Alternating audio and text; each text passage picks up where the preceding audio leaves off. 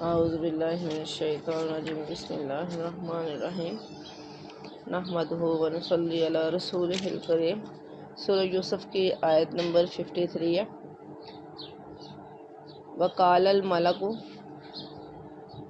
وما ابرئ نفسی ان النفس لامارۃ بالسوء الا ما رحم ربی ان ربی غفور رحیم۔ وقال الملك ائتوني به استخلصه بنفسي فلما كلمه قال انك اليوم لدينا مكين امين قال اجعلني على خزائن الارض اني حفیظ علیم۔ یہ کہ جو خیانت کرتے ہیں ان کی چالوں کو اللہ کامیابی کی راہ پر نہیں چلاتا۔ میں کچھ اپنے نفس کی برات نہیں کر رہا ہوں، نفس تو بدی پر اکساتا ہی ہے، الا یہ کہ کسی پر میرے رب کی رحمت ہو، بے شک میرا رب بڑا ہی غفور الرحیم ہے۔ بادشاہ نے کہا انہیں میرے پاس لاؤ تاکہ میں ان کو اپنے لیے مخصوص کر لوں۔ جب یوسف علیہ السلام نے اس سے گفتگو کی تو اس نے کہا اب آپ ہمارے ہاں قدر و منزلت رکھتے ہیں اور آپ کی امانت پر پورا بھروسہ ہے۔ یوسف علیہ السلام نے کہا ملک کے خزانے میرے سپرد کر دیجئے، میں حفاظت کرنے والا بھی ہوں اور علم بھی رکھتا ہوں۔ اب ہم کل پڑھ رہے تھے نفس امارہ کے بارے میں کہ نفس امارہ وہ نفس ہے جو برائی پر اکساتا ہے، اور پھر انسان یہ نہیں سمجھتا کہ یہ برائی ہے، بندہ اس کو نیکی ہی سمجھ کے کرتا رہتا ہے۔ بادشاہ نے کہا انہیں میرے پاس لاؤ۔ اب یہاں پہ انہوں نے کہا جب انہوں نے یہ ساری باتیں سنی تو پھر انہوں نے کہا کہ اسے میرے پاس لے کر آؤ تو میں اس کو جو ہے وہ اپنے لیے مخصوص کر لوں گا، کہ جو اتنی صفات کا مالک ہے، جو ہر طرح سے اللہ تعالیٰ نے اس کو پاک و باز رکھا اور وہ نیکی کرنے والوں سے ہے، تو میں اس کو خاص مخصوص کر لوں گا اپنے لیے۔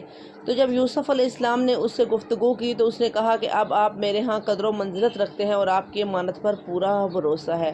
یعنی کہ آپ نے پیچھے پڑھا کہ وہ ہر طریقے سے اتنی آزمائشوں کے بعد اتنا زیادہ اور ہر جگہ پہ نیکی ہی کرتے رہے، برائی سے بچتے رہے، جس کے بدولت اللہ تعالیٰ نے ان کو اب یہاں پہ سرخرو کر دیا۔ اب اللہ تعالیٰ نے ان کو اس نے کہا کہ آپ کی امانت پر میرا پورا بھروسہ ہے مجھے، یعنی کہ آپ امانت دار ہیں، مجھے پورا بھروسہ ہے۔ کچھ کہتے ہیں کہ ان کو جو ہے وہ صرف شاید خزائن کا ہی مالک کیا تھا، لیکن نہیں، حقیقت یہ ہے کہ انہوں نے پوری بادشاہت ہی ان کو دے دی تھی۔ خود جو ہے وہ کہہ رہے تھے کہ سارا کچھ جس طرح سے مرضی آپ کریں، آپ ہی نے کرنا ہے۔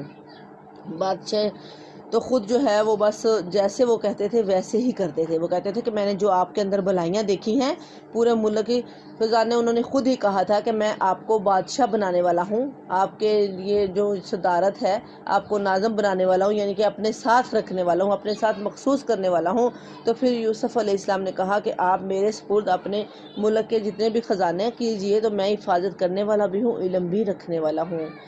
یعنی کہ یہ ساری کوالٹیاں میرے اندر ہیں جس میں کہ انشاءاللہ آپ کو نفع ہی نفع ہوگا، کسی طرح کا کوئی نقصان نہیں ہوگا انشاءاللہ۔ انی حفیظ علیم، بے شک میں حفاظت کرنے والا ہوں اور جاننے والا ہوں۔ اس طرح ہم نے اس سرزمین میں یوسف علیہ السلام کے لیے اقتدار کی راہ ہموار کی۔ وہ مختار تھا کہ اس میں جہاں چاہے اپنی جگہ بنائے۔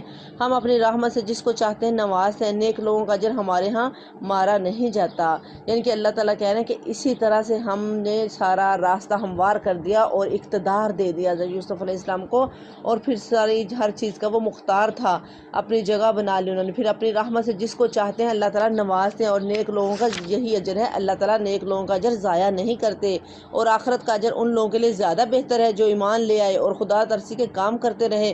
یوسف علیہ السلام کے بھائی مصر آئے اور اس کے ہاں حاضر ہوئے، اس نے انہیں پہچان لیا مگر وہ اس سے ناآشنا تھے۔ پھر جب اس نے ان کا سامان تیار کروا دیا تو چلتے وقت ان سے کہا اپنے ستیلے بھائی کو میرے پاس لانا، دیکھتے ہیں ہو کہ میں کس طرح پیمان بھر کر دیتا ہوں۔ یعنی کہ پھر دیکھنا، تم دیکھتے نہیں ہو کہ میں کتنا بھر کے سامان تمہیں دے رہا ہوں، تو تم دوبارہ جب آؤ گے تو اپنے بھائی کو بھی ساتھ ضرور لے کر آنا، اور کیسا اچھا مہمان نواز ہوں میں، اگر تم اسے نہ لاؤ گے تو میرے پاس تمہارے لیے کوئی غلہ نہیں، بلکہ تم میرے قریب بھی نہ پھٹکنا۔ انہوں نے کہا ہم کوشش کریں گے کہ والد صاحب اسے بیچنے پر راضی ہو جائیں، اور ہم ایسا ضرور کریں گے کہ یوسف علیہ السلام نے اپنے غلاموں کو اشارہ کیا کہ ان لوگوں نے غلے کے عوض جو مال دیا ہے وہ چپکے سے ان کے سامان ہی میں رکھ دو۔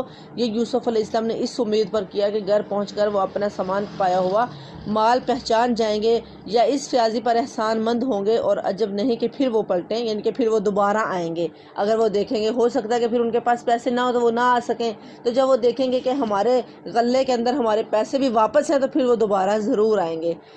جب وہ اپنے باپ کے پاس گیا تو کہا ابا جان آئندہ ہم کو غلہ دینے سے انکار کر دیا گیا ہے کہ جب تک ہم اپنے بھائی کو نہ لے کر جائیں، لہٰذا آپ ہمارے بھائی کو ہمارے ساتھ بھیج دیے تاکہ ہم غلہ لے کر آئیں اور اس کی حفاظت کے ہم ذمہ دار ہیں۔ باپ نے جواب دیا کیا میں اس کے معاملے میں تم پر ویسا ہی بھروسہ کروں جیسا کہ اس سے پہلے اس کے بھائی کے معاملے میں کر چکا ہوں؟ اللہ ہی بہتر محافظ ہے اور وہ سب سے بڑھ کر رحم فرمانے والا ہے۔ پھر جب انہوں نے اپنا سامان کھولا تو دیکھا کہ ان کا مال بھی انہیں واپس کر دیا گیا ہے۔ یہ دیکھ کر وہ پکار اٹھے ابا جان اور ہمیں کیا چاہیے؟ دیکھیے نا یہ ہمارا مال بھی ہمیں واپس دے دیا گیا ہے، بس اب ہم جائیں گے اور اپنے اہل و عیال کے لیے رزق لے کر آئیں گے، آپ بھائی کی حفاظت بھی کریں گے اور ایک بار شتر اور زیادہ بھی لے آئیں گے، اتنے غلے کا اضافہ آسانی کے ساتھ ہو جائے گا، یعنی کہ ایک اور غلے کا ڈھیر ہمیں مل جائے گا، ایک بار اور مل جائے گا، اور پھر اس کے ساتھ یہ کہ ہم اپنے بھائی کی حفاظت بھی کریں گے۔ ان کے باپ نے کہا کہ میں اس کو ہرگز تمہارے ساتھ نہ بھیجوں گا جب تک کہ تم اللہ کے نام سے مجھ کو پیمان نہ دے دو کہ اسے میرے پاس ضرور واپس لے کر آؤ گے، الا یہ کہ کہیں تم گیر ہی لیے جاؤ۔ جب انہوں نے اپنے پیمان دے دیے تو اس نے کہا دیکھو ہمارے اس قول پر اللہ نگہبان ہے۔ پھر اس نے کہا میرے بچوں، مصر کے دارالسلطنت میں ایک دروازے سے داخل نہ ہونا بلکہ مختلف دروازوں سے جانا، مگر میں اللہ کی مشیت سے تم کو نہیں بچا سکتا، تم حکم اس کے سوا کسی کا بھی نہیں چلتا، اسی پر میں نے بھروسہ کیا اور جس کو بھی بھروسہ کرنا ہو اسی پر کرے۔ سبحان اللہ، کتنی پیاری آیت ہے نا کہ توکلت علیہ فلیتوکل المتوکلون۔ جب بندہ اللہ پہ بھروسہ کر لیتا ہے نا تو اللہ تعالیٰ اسی کا ہو جاتا ہے۔ توکل اور بھروسہ کیا ہوتا ہے کہ اپنا سارا اسباب کر کے، اپنی ساری تدبیریں کر کے پھر اللہ پر توکل کرنا۔ اب یہاں پر حضرت یعقوب علیہ السلام نے کیا تدبیر کی کہ ان کو نصیحت کی کہ تم نے ایک ہی دروازے سے نہیں جانا، جس کی ایک وجہ تو یہ ہے کہ جب اکٹھے جائیں گے تو کہیں ان کو نظر نہ لگ جائے، دوسری وجہ یہ ہے کہ کہیں وہ یہ نہ سمجھ لیں کہ جو اتنے سارے اکٹھے ہو کے آ رہے کہیں ہم پہ حملہ تو نہیں کرنے والے، تو وہ اس خطرے سے کہیں جو ہے وہ ان کو آگے ہی نہ جانے دے کہ ان کا پلان کچھ اور ہی نہ ہو۔ اس وجہ سے جو ہے انہوں نے یہ نصیحت کی ان کو کہ علیحدہ علیحدہ دروازوں سے جانا۔ اس کے اندر ان کے خیال میں دو چیزیں ہوں گی کہ ایک تو یہ کہ نظر نہ لگ جائے ایک ہی دفعہ سارے جائیں، تو دوسرا یہ کہ کہیں وہ یہ نہ سمجھ بیٹھیں کہ پتہ نہیں یہ اتنے سارے ہم پر حملہ کرنے کی نیت سے آئے، ان کی نیت خراب ہے تو وہ اندر نہ جانے دیں۔ اس لیے انہوں نے یہ حکم دیا اور پھر کیا کیا، حکم دینے کے بعد تدبیریں کرنے کے بعد اللہ کے حوالے کر دیا کہ میں تو اللہ ہی پر بھروسہ کرتا ہوں، اللہ ہی کی مشیت ہے جو تمہیں بچائے گی، اس کے علاوہ تو کوئی بچا ہی نہیں سکتا، اور اللہ ہی ہے جس پر توکل کی جا سکتی ہے اور میں بھی اسی پر بھروسہ کرتا ہوں، اسی پہ توکل کرتا ہوں، اور جس کو بھی بھروسہ کرنا ہو اسی پہ کرے، ہر کسی کو بھروسہ اسی پہ کرنا چاہیے۔ آج ہم بھی کیا کرتے ہیں کہ بس ایسا کر لیں گے ویسا کر لیں گے، لیکن حقیقت میں جب اللہ پہ بھروسہ کریں گے تو انشاءاللہ اللہ تعالیٰ ضرور مدد فرماتا ہے۔ جو بندہ اللہ پہ بھروسہ کر لیتا ہے اللہ تعالیٰ اسی کا بن جاتا ہے۔ اللہ کہتا ہے جو بندہ میرے پر توکل کر لیتا ہے اور جس کو مجھ پر ہی بھروسہ ہو جاتا ہے تو میں اس کے بھروسے کو پورا کرتا ہوں، جس طرح کی اس کی توکل ہوتی ہے میں اس کی توکل پہ پورا اترتا ہوں۔ جیسا بندہ گمان کرتا ہے نا اللہ تعالیٰ ویسے ہی کر دیتے ہیں نا، اور جب بندہ اللہ پہ توکل کرتا ہے تو اللہ تعالیٰ اپنے بندے کو رسوا نہیں ہونے دیتے، اللہ تعالیٰ خود اس کے لیے کافی ہو جاتے ہیں، اللہ خود کارساز بن جاتے ہیں، اور اللہ سے بڑھ کر تو کوئی کارساز ہو ہی نہیں سکتا۔ اور واقعی بھی یہی ہوا کہ جب وہ اپنے باپ کی ہدایت کے مطابق شہر میں متفرق دروازوں سے داخل ہوئے تو اس کی یہ احتیاطی تدبیر اللہ کی مشیت کے مقابلے میں کچھ بھی کام نہ آ سکی۔ ہاں بس یعقوب علیہ السلام کے دل میں جو ایک کھٹک تھی اسے دور کرنے کے لیے اس نے اپنی سی کوشش کر لی، بے شک وہ ہماری دی ہوئی تعلیم سے صاحب علم تھا، مگر اکثر لوگ معاملے کی حقیقت کو جانتے نہیں ہیں۔ یہ لوگ یوسف علیہ السلام کے حضور پہنچے تو اس نے اپنے بھائی کو اپنے پاس الگ بلا لیا اور اسے بتا دیا کہ میں تیرا وہی بھائی ہوں جو کھویا گیا تھا، اب تو ان باتوں کا غم نہ کر جو یہ لوگ کر رہے ہیں۔ جب یوسف علیہ السلام نے ان بھائیوں کا سامان لدوانے لگا تو اس نے اپنے بھائی کے سامان میں ایک اپنا پیالہ رکھ دیا۔ پھر ایک پکارنے والے نے پکار کر کہا کہ اے قافلے والو، تم لوگ چور ہو؟ انہوں نے پلٹ کر پوچھا تمہاری کیا چیز کھوئی ہے؟ سرکاری ملازموں نے کہا بادشاہ کا پیمانہ ہم کو نہیں ملتا، اور ان کے جو جمعدار تھے اس نے کہا کہ جو شخص لا کر دے گا اس کے لیے ایک بارے شتر انعام ہے، اس کا میں ذمہ لیتا ہوں۔ ان بھائیوں نے کہا خدا کی قسم تم لوگ خوب جانتے ہو کہ ہم اس ملک میں فساد کرنے والے نہیں ہیں اور نہ ہی ہم فساد کرنے آئے ہیں، اور ہم چوریاں کرنے والے لوگ نہیں ہیں۔ انہوں نے کہا اچھا، اگر تمہاری بات جھوٹی نکلی تو چور کی کیا سزا ہے؟ انہوں نے کہا اس کی سزا جس کے سامان میں سے جو چیز نکلے وہ آپ ہی اپنی سزا میں رکھ لیا جائے، یعنی کہ یہ حضرت آدم علیہ السلام کے دور سے یہی چلا آ رہا تھا کہ چوری کرنے والے کی سزا یہی ہوتی تھی کہ جو چوری کرتا تھا وہ پھر اس کا غلام بن جاتا تھا، کہ اسی کے پاس اس کو رکھ لیا جاتا تھا جب تک کہ وہ آزاد نہ کرے۔ ہمارے ہاں تو ایسے ظالموں کو سزا دینے کا یہی طریقہ ہے۔ تب یوسف علیہ السلام نے اپنے بھائی سے پہلے ان کی خرجیوں کی تلاشی لینی شروع کی، پھر اپنے بھائی کی خرجی سے گم شدہ چیز برآمد کر لی۔ اس طرح ہم نے یوسف علیہ السلام کی تائید اپنی تدبیر سے کی۔ اس کا یہ کام نہ تھا کہ بادشاہ کے دین یعنی مصر کے شاہی قانون میں اپنے بھائی کو پکڑتا، الا یہ کہ اللہ ہی ایسا چاہے، ہم جس کے درجے چاہتے ہیں بلند کر دیتے ہیں، اور ایک علم رکھنے والا ایسا ہی ہے۔ یعنی کہ یہ اللہ کے حکم سے سارا کچھ ہوا، اللہ نہ چاہتا تو ایسا کچھ نہ ہوتا، اللہ کی رضا کے ساتھ، اللہ کے چاہنے کے ساتھ ہی ایسا ہوا۔ اس میں بھی حکمت تھی ان کو دیکھنا کہ وہ کیا کرتے ہیں جو ہر صاحب علم سے بالا تر ہے۔ ان بھائیوں نے کہا یہ چوری کرے تو کچھ تعجب کی بات نہیں ہے، اس سے پہلے اس کا بھائی یوسف بھی چوری کر چکا ہے۔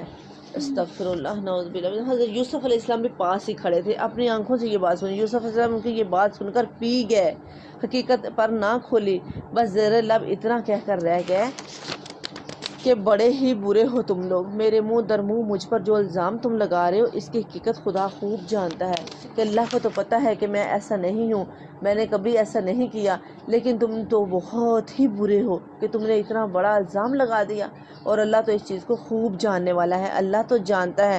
ان کے دیکھو کہ اپنے سامنے اب ہم میں سے کوئی ہوتا تو ایسا کرتا، کتنی تکلیفیں، کتنی آزمائشیں برداشت کرنے کے بعد بھی اب انہوں نے جب اتنا بڑی بات کہہ دی تو ذرا بھی شکوہ نہیں کیا، کچھ بھی نہیں کیا، یہاں پہ بھی پی گئے۔ اللہ تعالیٰ ہمیں بھی اس طرح سے پینے والا بنائے، اور اصل جو پینے والا ہے وہ شخص ہے جو کہ قدرت رکھتے ہوئے، اب اقتدار تھا نا، قدرت تھی، اس وقت تو بچے تھے، کچھ نہیں کر سکتے تھے، لیکن اب تو جوان پھر اللہ نے اقتدار دیا ہوا تھا، جو مرضی کر سکتے تھے، لیکن اقتدار اور قدرت کے باوجود غصے کو پی گئے، کچھ نہیں کہا، سوائے اس کے کہ وہ بھی اپنے دل میں یہ کہا کہ تم کتنے برے لوگ ہو، کہ اتنے برے ہو کہ پھر بھی میرے منہ پہ یہ کہہ رہے ہو، حالانکہ اس معاملے اللہ تعالیٰ تو خوب جانتا ہے کہ میں ایسا نہیں ہوں۔ انہوں نے کہا اے سردار ذی اقتدار، اس کا باپ بہت بوڑھا آدمی ہے، اس کی جگہ آپ ہم میں سے کسی کو رکھ لیجئے، ہم آپ کو بڑا ہی نیک نفس انسان پاتے ہیں۔ یوسف علیہ السلام نے کہا پناہ بخدا، دوسرے کسی شخص کو ہم کیسے رکھ سکتے ہیں جس کے پاس ہم نے اپنا مال پایا، اس کو چھوڑ کر دوسرے کو رکھیں گے تو ہم ظالم ہوں گے، کہ ہم ایسے کیوں کر سکتے ہیں، جس کے پاس ہمیں اپنا سامان ملا ہے ہم تو اسے ہی رکھیں گے نا، ہم کسی دوسرے کو اس کے بدلے میں کیوں رکھیں۔ جب وہ یوسف علیہ السلام سے مایوس ہو گئے تو ایک گوشے میں جا کر آپس میں مشورہ کرنے لگے۔ ان میں جو سب سے بڑا تھا وہ بولا تم جانتے نہیں ہو کہ تمہارے والد تم سے خدا کے نام پر کیا عہد و پیمان لے چکے ہیں، اور اس سے پہلے یوسف علیہ السلام کے معاملے میں جو زیادتی تم کر چکے ہو وہ بھی تم کو معلوم ہے، اب میں تو یہاں سے ہرگز نہ جاؤں گا جب تک کہ میرے والد مجھے اجازت نہ دیں گے۔ ان کے بڑے بھائی نے نا ایسے کہا، جو بڑا تھا ان سب میں سے، اس نے کہا کہ پہلے بھی زیادتی کر چکے ہو تم، اب تو ایسا نہیں ہوگا، تم جاؤ لیکن میں نہیں جاؤں گا، یا پھر اللہ ہی میرے حق میں کوئی فیصلہ فرما دے، یہ کہ وہ سب سے بہتر فیصلہ کرنے والا ہے۔ تم جا کر اپنے والد سے کہو کہ ابا جان آپ کے صاحبزادے نے چوری کی ہے، ہم نے اسے چوری کرتے ہوئے نہیں دیکھا، جو کچھ ہمیں معلوم ہوا ہے بس وہی ہم بیان کر رہے ہیں، اور غیب کی نگہبانی تو ہم نہ کر سکتے تھے۔ آپ اس بستی کے لوگوں سے پوچھ لیجئے جہاں ہم تھے، اس قافلے سے دریافت کر لیجئے جس کے ساتھ ہم آئے ہیں، ہم اپنے بیان میں بالکل سچے ہیں۔ باپ نے یہ داستان سن کر کہا دراصل تمہارے نفس نے تمہارے لیے ایک بہت بڑی بات کو آسان بنا دیا، اچھا اس پر بھی صبر کروں گا اور بخوبی کروں گا۔ کیا بعید ہے کہ اللہ ان سب کو مجھ سے لا ملائے، وہ سب کچھ جانتا ہے اور اس کے سب کاموں کا حکمت پر مبنی ہے۔ پھر وہ ان کی طرف سے منہ پھیر کر بیٹھ گیا اور کہنے لگا ہائے یوسف، وہ دل ہی دل میں غم سے گھٹا جا رہا تھا اور اس کی آنکھیں سفید پڑ گئی تھیں۔ بیٹوں نے کہا خدارا، آپ تو بس یوسف ہی کو یاد کرتے رہتے ہیں، نوبت یہ آ گئی کہ آپ اس کے غم میں اپنے آپ کو گلا دیں گے یا اپنی جان ہلاک کر ڈالیں گے۔ اس نے کہا میں اپنی پریشانی سے اور اپنے غم فریاد سے اللہ کے سوا کسی سے نہیں کرتا، کہ میں تو اپنی پریشانی کی فریاد اور اپنے جو بھی میرے دل کے اندر ہے جو بھی بات ہے اس کی فریاد صرف اللہ سے کرتا ہوں۔ کتنی پیاری دعا ہے، انما اشکو بثی و حزنی، بے شک میں شکایت کرتا ہوں، اپنی فریاد کرتا ہوں، اپنا غم بیان کرتا ہوں صرف اور صرف اللہ کی طرف، اللہ کے علاوہ کسی کی طرف نہیں۔ وَاعْلَمُوا مِنَ اللَّهِ مَا لَا تَعْلَمُونَ، اور اللہ ہی تو زیادہ جانتا ہے، اللہ کے علاوہ تو کوئی نہیں جانتا۔ آیت نمبر 84 ہے نا، قزیم فَهُوَ قزیم، کہ غم کے ساتھ بس وہ پی گئے، یعنی کہ غصے کو پینے اس کو قزیم کا مطلب ہوتا ہے کہ قدرت رکھتے ہوئے غصے کو پی جانے والا۔ اس کے اندر 84 اور 85 آیات کے اندر تھوڑے سے عملی نکات ہیں، ان کو دیکھتے ہیں کہ نمبر 1 تو عملی اصول ہے کہ غصے کو پی جانا، کہ ہر حال میں اگر قدرت رکھتے بھی ہیں تو قدرت رکھتے ہوئے غصے کو پی جانا، کہ اگر کسی کے ساتھ کوئی جھگڑا ہو جائے، کسی کے ساتھ کوئی کسی طرح کا بھی کوئی معاملہ ہو جائے تو انسان کو قدرت بھی ہے، انسان حق پہ بھی ہے، تو اس حق پہ ہوتے ہوئے قدرت رکھتے ہوئے جو غصے کو پی جائے اس کو قزیم کہا گیا ہے، کہ وہی تو اصل میں انسان ہے کہ جو اپنے آپ میں برداشت کرتا ہے، یہی تو اصل میں جہاد بھی نفس ہے، اور سب سے بڑا مجاہد یہی ہے جو اقتدار رکھتے ہوئے بھی وہاں پہ بالکل خاموش ہے، کچھ نہیں بول رہا، زبان سے کچھ نہیں نکال رہا، حالانکہ اس کو قدرت ہے اور ہے بھی حق پہ، نہ حق نہیں ہے کہ جو اس لیے چپ ہے کہ جی دوسرے بندے نے زیادتی کی ہے، حق پہ ہوتے ہوئے اقتدار رکھتے ہوئے۔ دوسرے نمبر پہ جھگڑے کی نوبت خدا نخواستہ اگر ہو جائے تو اس جھگڑے کو خود آگے بڑھ کر ختم کرنا اللہ کی رضا کی خاطر۔ دوسری چیز کہ اللہ کی رحمت سے نا امید نہ ہو، تدبیر بھی کرو اور اللہ کی رحمت کی امیدواری بھی ہو۔ اللہ کی رحمت سے نا امید صرف کافر ہی ہوتا ہے، جو مومن ہوتا ہے وہ کبھی بھی اللہ کی رحمت سے نا امید نہیں ہوتا۔ حدیث میں ہے کہ جو شخص اپنے غصے کو پی جائے حالانکہ قدرت بھی ہے، اللہ بہت اجر دیں گے۔ ایک اور حدیث میں ہے کہ جس کا مفہوم یہ ہے کہ اللہ تعالیٰ قیامت کے دن مجمع کے سامنے اور جنت کی نعمتیں اختیار کرنے پر اپنے بندے کو سہولت دیں گے۔ سارے بڑے مجمع کے سامنے جنت کی جتنی بھی نعمتیں نا ان کو اختیار کرنے پر بندے کو سہولت دیں گے، جو چاہتا ہے تو لے لے۔ سبحان اللہ، اتنا بڑا اللہ تعالیٰ اجر دیں گے۔ اللہ کہیں گے کہ میرے بندے تو نے دنیا میں صرف میری رضا کی خاطر قدرت رکھتے ہوئے تو نے اس غصے کو پیا، تو جا تجھے اختیار ہے آج جنت میں سے جتنی نعمتیں تو جو اختیار کرنا چاہتا ہے تجھے اختیار ہے تو لے لے۔ سبحان اللہ، اللہ تعالیٰ اتنا غفور الرحیم ہے، اتنا رحم کرنے والا ہے۔ اسی طرح سے ہی حضرت حسن بصری فرماتے ہیں کہ اللہ کو 2 گھونٹ سب سے زیادہ پسند ہیں، ایک وہ گھونٹ جو غصے کا پی جائے اور دوسرا وہ گھونٹ جو مصیبت میں صبر کا پی جائے۔ جو بندہ مصیبت سب کو بتاتا ہے وہ نہیں، اس سے بڑا اجر ایک واقعہ سے ہے کہ یہ دیکھو کہ وہ اجر نہیں کہ جو کہ بندہ وہ مصیبت کا پر صبر نہیں کہ جو بندہ ہر کسی کو اپنی مصیبت بتاتا پھرے، نہیں، وہ والی صبر کہ جو بندہ بس پی جائے اندر ہی اندر صرف اللہ سے فریاد کرے کہ اللہ مجھے یہ تکلیف ہے، اللہ مجھے یہ مصیبت ہے، اللہ تو جانتا ہی ہے لیکن پھر بھی اللہ کے سامنے بیان کرنا کہ اللہ اس کو دور کرنے والا تو ہی ہے۔ 2 گھونٹ اللہ کو بہت زیادہ پسند ہیں، ایک کون سا؟ غصے کو پی جانا، ایک مصیبت کے وقت صبر کرنا، وہ بھی ایسا صبر کہ کسی کے سامنے اس کی فریاد رسی نہیں کرنی، کسی کے سامنے اس کو بیان نہیں کرتے پھرنا کہ میرے سے یہ ہو گیا وہ ہو گیا، صرف اور صرف اللہ کے سامنے رکھنا، یہ ہے صبر۔ اللہ تعالیٰ ہمیں ایسا بنا دے، اللہ ہمیں بھی ان 2 گھونٹوں کو پینے والا بنا دے۔ جو بندہ یہ 2 گھونٹ پی لیتا ہے نا تو اس کی زندگی بڑی پیاری ہو جاتی ہے، بڑی ہی خوبصورت اس کی زندگی ہو جاتی ہے، پرسکون ہو جاتی ہے اس کی زندگی۔ ایک اور واقعہ بتاتی ہوں آپ کے سامنے کہ حضرت امام حسین کا اپنے ستیلے بھائی محمد بن حنیفہ سے جھگڑا ہو گیا تو محمد بن حنیفہ نے اپنے بھائی کو منانے کے لیے ایک خط لکھا کہ آپ شرف کے مالک ہیں جس میں ہم دونوں برابر کے شریک ہیں، کیونکہ ہمارے والد ایک ہی ہیں حضرت علی رضی اللہ تعالی عنہ، اور آپ کی والدہ حضرت فاطمہ جو تمام دنیا کی عورتوں کو جمع کر لیا جائے تو ان کے برابر نہیں۔ آپ اٹھیے اور اپنی چادر پہنیے اور جوتا پہنیے اور مجھے منانے آئیے، خبردار اگر میں نے پہل کی تو جو نسبت آپ کو آپ کی والدہ سے ہے وہ نہیں رہے گی۔ تو حضرت امام حسین نے خط پڑھا، چادر پہنی، جوتا پہنا اور چل پڑے۔ جھگڑے کی وجہ سے ہمارے دلوں کے اندر کیا ہے، انہوں نے فوراً سے ہی اپنا دل صاف کر لیا۔ ہے تو دونوں ہی بھائی تھے، حضرت علی کے بیٹے تھے، کسی بات پہ ذرا سی رنجش ہوگی فوراً سے خط لکھا، یعنی کہ آمنے سامنے ہی اظہار کر لینا چاہیے۔ خود سے کہہ دیا کہ بھائی آ کے مجھے منا لے، کیونکہ اگر میں نے پہل کر لی تو جو شرف آپ کو حاصل ہے کہ آپ حضرت فاطمہ رضی اللہ تعالیٰ عنہ کے بیٹے ہیں تو وہ شرف پھر جاتا رہے گا، کیا آپ اس کے زیادہ مستحق ہیں؟ تو آپ پہل کیجئے۔ اللہ تعالیٰ ہمارے دلوں سے کینہ نکالے، کہ جس کے دل میں کینہ ہوتا ہے اس کا کبھی بھی یہ حال نہیں ہوتا کہ وہ اس طرف آئے، تو اللہ تعالیٰ اوپر سے تو بندہ کہہ دیتا ہے ٹھیک ہے، دل سے نکل گئی بات، لیکن دل کے اندر رہ جاتی ہے تو اسی کو کینہ کہا جاتا ہے۔ تو اللہ تعالیٰ ہمارے کینوں کو ختم کر کے ہمیں اپنے راستے میں قبول فرمائے، اور اللہ صحیح معنوں میں ہمیں ایسا بنائے جیسا اللہ تعالیٰ کو پسندیدہ ہے۔ یا بنی یذہبوا فتحسسوا من یوسف واخیہ ولا تئسوا من روح اللہ انہ لا یئس من روح اللہ الا القوم الکافرین، کہ جب یہ لوگ مصر جا کر، میرے بچوں جا کر یوسف اور اس کے بھائی کی کچھ ٹوہ لگاؤ، اللہ کی رحمت سے مایوس نہ ہو، اس کی رحمت سے تو بس کافر ہی مایوس ہوا کرتے ہیں۔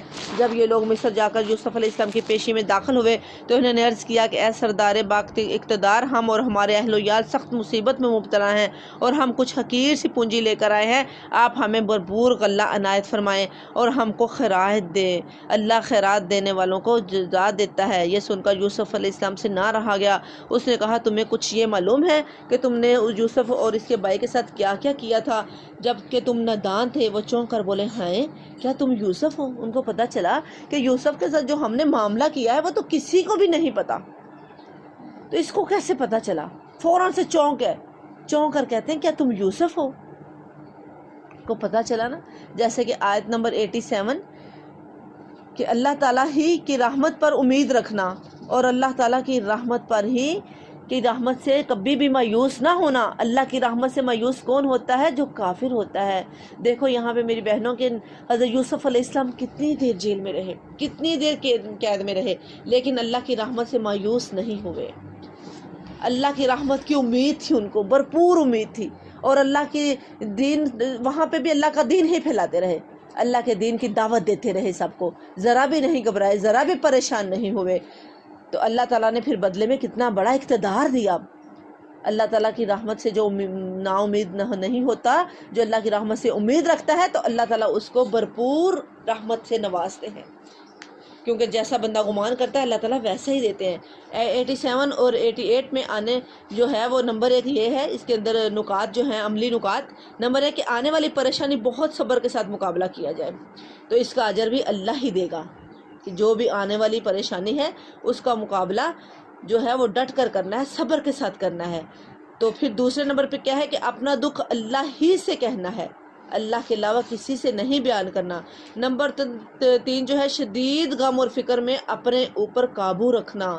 نمبر 4 کبھی بھی اللہ کی رحمت سے نا امید نہ ہونا، کیونکہ کافر ہی مایوس ہوتا ہے۔ نمبر 5 ہماری شخصیت ایسی ہو کہ لوگ ہم سے امید رکھیں اچھائی کی، جس طرح سے کہ حضرت یوسف علیہ السلام سے اس کے بھائیوں نے امید رکھی تھی کہ آپ تو بہتر اجر دینے والے ہیں، تو ہمیں جو ہے دے دیجئے، کہ ہمیں خیرات کیجئے، یہ ہمیں دے دیجئے غلہ، اور آپ بہتر دینے والوں میں سے ہیں، کہ ان کو اچھی امید تھی نا آپ سے، اور وہ ان کی شخصیت کی بنا پہ تھی۔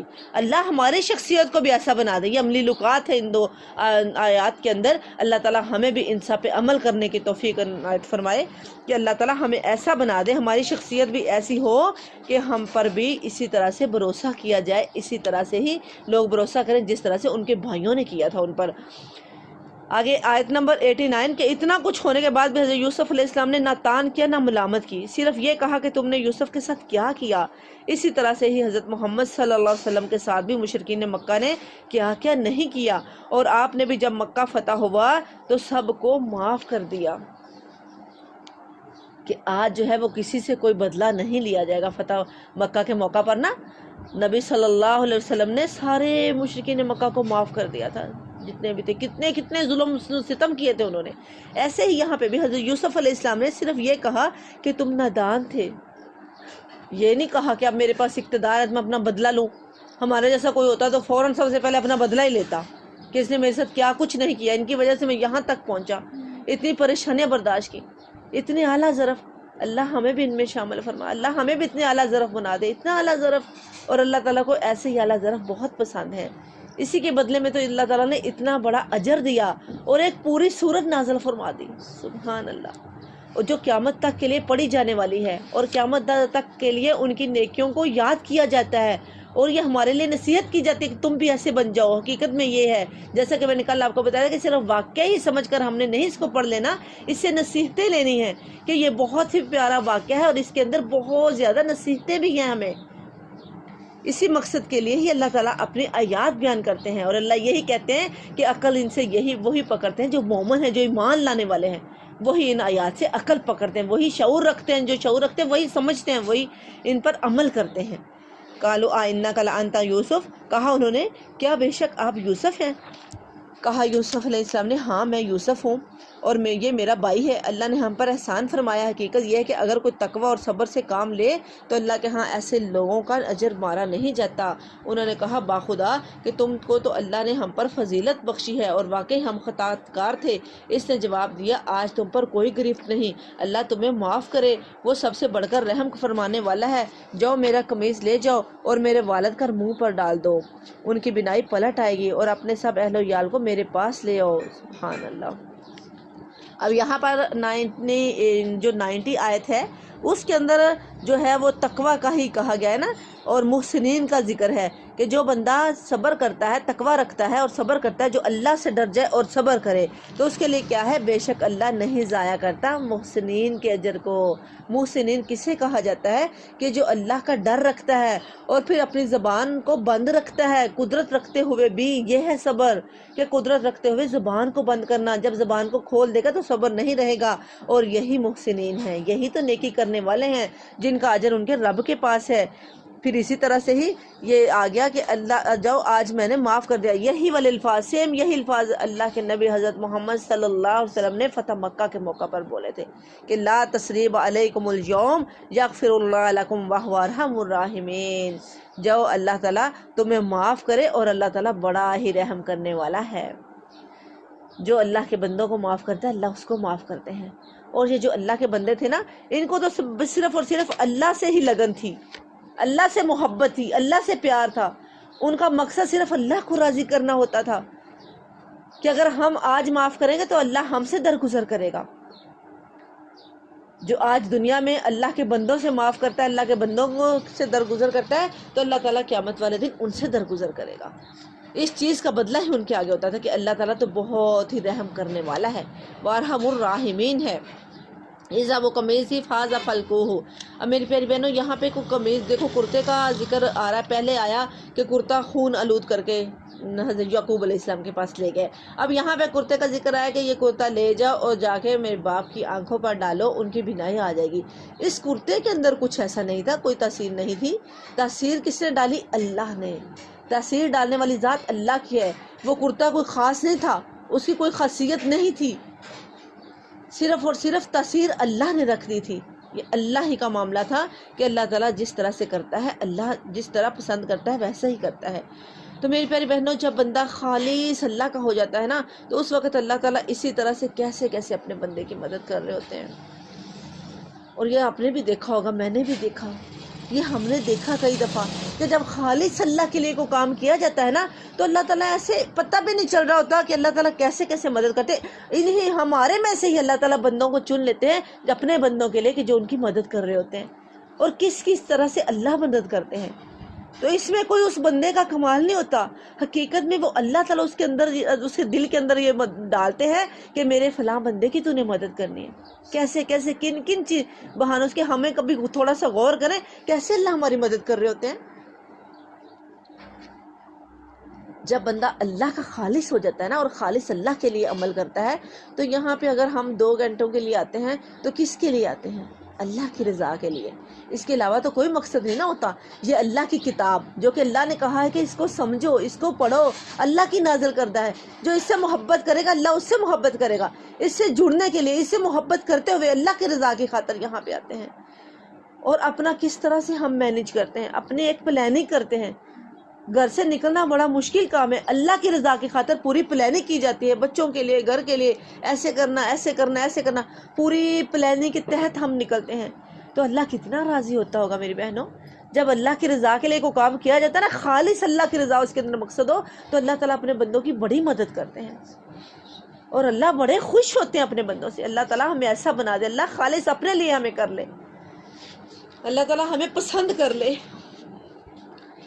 ہمیں بھی اسی طرح سے ہے کہ ہم اپنے دلوں کو صاف رکھیں۔ جب ہم اپنے دلوں کو صاف رکھیں گے نا، سب سے مین پوائنٹ چیز، تو اللہ تعالیٰ ایٹومیٹکلی ہمیں اجر دیں گے۔ ہمیں پتہ بھی نہیں چل رہا ہوگا کہ اللہ تعالیٰ ہماری مدد کیسے کر رہے ہوں گے۔ جس طرح سے دیکھو اب کرتے کے اندر کچھ نہیں تھا ایسا، کوئی خاص بات نہیں تھی اس کرتے کے اندر، صرف اللہ تعالیٰ نے اپنے نیک بندے تھے اللہ تعالیٰ کے، صبر کرنے والے، شکر کرنے والے، خالص اخلاص تھا ان کے اندر، دلوں کو صاف رکھنے والے، کہ کس طرح سے انہوں نے منٹوں میں اپنے بھائیوں کے لیے، ان کے دل میں کچھ بھی تو نہیں تھا، اتنے بڑے، ہمارے ساتھ تو کبھی اتنے معاملات ہوئے ہی نہیں، اللہ ہمیں ایسا بنا دے، اللہ اتنا اعلیٰ ظرف ہمیں بھی بنا دے، تو اللہ تعالیٰ نے کتنا بڑا اجر دیا، سبحان اللہ۔ جب یہ قافلہ مصر سے روانہ ہوا تو ان کے باپ نے کنعان میں کہا، میں یوسف علیہ السلام کی خوشبو محسوس کر رہا ہوں، تم لوگ کہیں یہ نہ کہنے لگو کہ میں بڑھاپے میں سٹھیا گیا ہوں۔ گھر کے لوگ بولے، خدا کی قسم آپ ابھی تک اپنے اسی پرانے خبت میں پڑے ہوئے ہیں۔ پھر جب خوشخبری لانے والا آیا، اس نے یوسف علیہ السلام کا قمیص یعقوب علیہ السلام کے منہ پر ڈال دیا، تو اس وقت یکایک ان کی بینائی واپس آ گئی۔ تب اس نے کہا کہ میں تم سے نہ کہتا تھا کہ میں اللہ کی طرف سے وہ کچھ جانتا ہوں جو تم نہیں جانتے۔ یہ جو تھا نا کہ ان کو خوشبو آنے لگ گئی تھی، اس سے پہلے تو کبھی خوشبو نہیں آئی تھی، کہ مصر میں ہی رہتے تھے، تو یہ اللہ تعالیٰ کا معجزہ تھا جو خاص ان کے لیے تھا، کسی اور کے لیے نہیں، کہ فوراً سے ان کو ایک دم سے ان کو یہ ہوا کہ ایک دم سے نہ، اللہ تعالیٰ نے پہلے سے ان کو بتا دیا کہ یوسف علیہ السلام کی خوشبو آنے لگی کہ یوسف علیہ السلام ہے۔ حالانکہ دل تو ان کا پہلے بھی یہی کہتا تھا کہ یوسف مرا نہیں ہے، زندہ ہے، کبھی بھی ان کے دل میں یہ بات نہیں تھی کہ یوسف جو ہے وہ مر گیا، نہیں، ان کو یہ پتا تھا کہ اللہ تعالیٰ ضرور اعلیٰ ظرف سے ان کو نوازیں گے، اللہ تعالیٰ اقتدار دیں گے، اللہ نبوت دیں گے، ان کو یہ سب پتا تھا۔ لیکن یہ پریشانی تھی کہ کہاں ہے، کس حال میں ہے، جیسے والدین کو ایک ٹینشن ہوتی ہے، لیکن ان کو یہ مکمل یقین تھا کہ وہ زندہ ہے اور اللہ تعالیٰ نے ان کو اعلیٰ مقام سے نوازنا ہے، کیونکہ ظاہر ہے وہ بھی پیغمبر تھے۔ پھر جب خوشخبری لانے والا آیا، جی واقعی ہم خطا کار تھے، سب بول اٹھے۔ جب انہوں نے یہ دیکھا نا کہ ہمارے باپ کی بینائی واپس آ گئی ہے، تو فوراً سے انہوں نے کہا کہ میں تم سے کہتا نہ تھا کہ میں اللہ کی طرف سے وہ کچھ جانتا ہوں جو تم نہیں جانتے۔ تو سب فوراً بول اٹھے، ابا جان آپ ہمارے گناہوں کی بخشش کے لیے دعا کریں، واقعی ہم خطا کار ہیں۔ اس نے کہا، میں اپنے رب سے تمہارے لیے معافی کی درخواست کروں گا، وہ بڑا اور معاف کرنے والا، رحم کرنے والا ہے۔ یہاں پہ مفکرین نے دو اس کے مفہوم بیان کیے ہیں۔ نمبر ایک تو یہ کہ شاید ان کے چہروں پر اور جو ہے تھی شرمندگی کا اظہار، کہ وہ پشیمان تھے، وہ شرمندہ تھے اپنے کیے پر، وہ شرمندگی کا اظہار، اور جو انہوں نے اپنے باپ سے معافی مانگی تو ان کی یہ شرمندگی دیکھتے ہوئے حضرت یعقوب علیہ السلام نے یہ کہا کہ میں تہجد کے ٹائم تمہارے لیے اللہ سے معافی کی درخواست کروں گا۔ دوسرا مفہوم یہ کہ پہلے اپنے بھائی سے جو ہے وہ تم معافی طلب کرو، جس کے ساتھ تم نے یہ معاملہ کیا ہے، جس کے ساتھ تم نے یہ غلطی کی ہے، جس کے ساتھ یہ سارا کچھ تم نے کیا ہے، پہلے اس سے معافی مانگو، جب وہ معاف کرے گا تو میں بھی اللہ سے تمہارے لیے دعا کروں گا کہ اللہ تمہیں معاف کرے۔ فلما داخلوا علی یوسف آویٰ الیہ ابویہ، پھر جب یہ لوگ یوسف علیہ السلام کے پاس پہنچے تو اس نے اپنے والد کو اپنے ساتھ بٹھا لیا اور سب کنبے والوں سے کہا کہ چلو اب شہر میں چلو، اللہ نے چاہا تو امن چین سے رہو گے۔ شہر میں داخل ہونے کے بعد اس نے اپنے والدین کو اٹھا کر اپنے پاس تخت پر بٹھایا اور سب اس کے آگے اب اختیار سجدے میں جھک گئے۔ سبحان اللہ۔ یوسف علیہ السلام نے کہا، ابا جان یہ تعبیر ہے میرے اس خواب کی جو میں نے پہلے دیکھا تھا، میرے رب نے اسے حقیقت بنا دیا، اس کا احسان ہے کہ اس نے مجھے قید خانے سے نکالا۔ میری پیاری بہنوں، یہ اسلام حضرت محمد صلی اللہ علیہ وسلم کی شریعت سے پہلے یہ احترامی ادب کا سجدہ جائز تھا، یہ احترام میں سجدہ تھا، جو کہ حضرت محمد صلی اللہ علیہ وسلم کی ہماری شریعت میں ممنوع کر دیا گیا، حرام کر دیا گیا، یہ اب جائز نہیں ہے۔ حضرت محمد صلی اللہ علیہ وسلم نے جیسے صحابہ کرام نے کہا تھا نا کہ اے اللہ کے نبی، ہمارا یہ دل کرتا ہے کہ جیسے پہلی امتوں کے لوگ جو تھے وہ اپنے پیغمبروں کو سجدہ کرتے تھے تو ہم بھی آپ کو سجدہ کیا کریں۔ تو آپ صلی اللہ علیہ وسلم نے فرمایا کہ میں اس کو پسند نہیں کرتا، اگر میری شریعت میں سجدہ جائز ہوتا تو میں ایک بیوی کو حکم دیتا کہ اپنے خاوند کو سجدہ کرے، اس سے بڑھ کر کوئی بھی شخص ایسا نہیں ہے کہ جو سجدے کے قابل ہو، کہ اتنا زیادہ رتبہ ہے خاوند کا۔ اللہ تعالی ہمیں صحیح معنوں میں سمجھ عطا فرمائے اور ہمارے گھروں میں سکون پیدا فرمائے۔ جب قرآن کے ساتھ جڑ جائیں گے نا تو ایٹومیٹکلی گھروں کے اندر اطمینان آ جائے گا، سکون آ جائے گا انشاءاللہ۔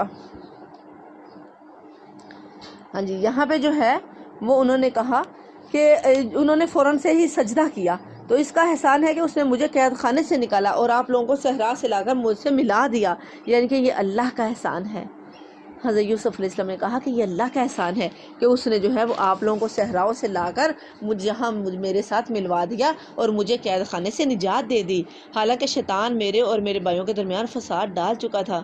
سبحان اللہ، دیکھو ذرا یہاں پہ بھی کہ حضرت یوسف علیہ السلام نے ذرا بھی تو شکوہ نہیں کیا کہ میرے بھائیوں کی وجہ سے ایسے ہوا ہے، حالانکہ پورے خاندان میں ایک افراد کہاں سے کہاں پہنچ گیا۔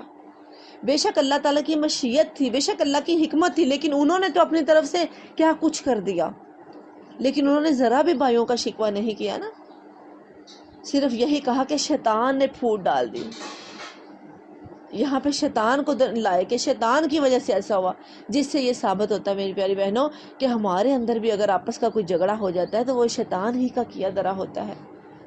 اور دوسری بات یہ کہ جب معاف کر دیا جائے تو پھر اس کو شرمندہ نہ کیا جائے، اس کو ملامت نہ کیا جائے، اس کے گناہ بار بار یاد کروا کے، کہ یہاں سے ہمیں یہ سبق ملتا ہے کہ حضرت یوسف علیہ السلام نے ذرا بھی تو دوبارہ ان کا نام تک نہیں لیا کہ انہوں نے بھی میرے ساتھ یہ کیا ہے، صرف قید خانے کا ذکر کیا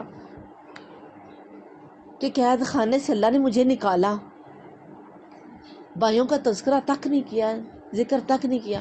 ہمارے کیا حالات ہوتے ہیں، اللہ ہمیں بھی ایسا بنا دے، اللہ ہمیں بھی اتنا اعلیٰ ظرف بنا دے، ہم جتنا بھی جیسے بھی کر لیتے نا، لیکن دلوں سے وہ بات نہیں نکالتے، دلوں سے وہ کینہ ختم نہیں ہوتا۔ اللہ ہمیں ایسا کر دے، اللہ ہمارے دلوں سے کینہ کو ختم کر دے، اللہ ہمیں سب صحیح معنوں میں صبر کرنے والا بنا دے، اللہ ہمیں صحیح معنوں میں معاف کرنے والا بنا دے، کہ وہ دیکھو کہ ان کا یہ مقصد تھا کہ کہیں یہ شرمندہ نہ ہو جائیں، جیسے اللہ تعالیٰ بھی تو ایسے ہی کرتے ہیں نا اپنے بندوں کے ساتھ، کہ انسان کتنے گناہ پہ گناہ کرتے چلے جاتے ہیں، لیکن اللہ تعالیٰ ذرا بھی بندوں کو ملامت نہیں دلواتے، ذرا بھی شرمندہ نہیں کرتے کہ تم نے یہ گناہ کیے ہیں تو اب تم نے معافی طلب کر لی، تو میں تجھے معاف کیوں کروں۔ اللہ تعالیٰ بھی یہاں تک کہتے ہیں کہ جو بندہ میرے سے سچے دل سے توبہ کر لیتا ہے تو میں اس کے پچھلے سارے گناہوں کو نیکیوں میں بدل دیتا ہوں۔ سبحان اللہ، جو بندہ سچے دل سے توبہ کرتا ہے اللہ تعالیٰ اس کے گناہوں کو نیکیوں میں بدل دیتے ہیں۔ میری پیاری بہنوں، اللہ تعالیٰ ہمیں صحیح معنوں میں توبہ کرنے والا بنائے، اور اسی طرح سے ہی اللہ تعالیٰ ہمیں باعمل بنائے کہ ہم بھی اسی طرح سے ہی لوگوں کو معاف کرنے والے ہوں، کہ دوبارہ ان کو شرمندہ کرنے والے نہ ہوں۔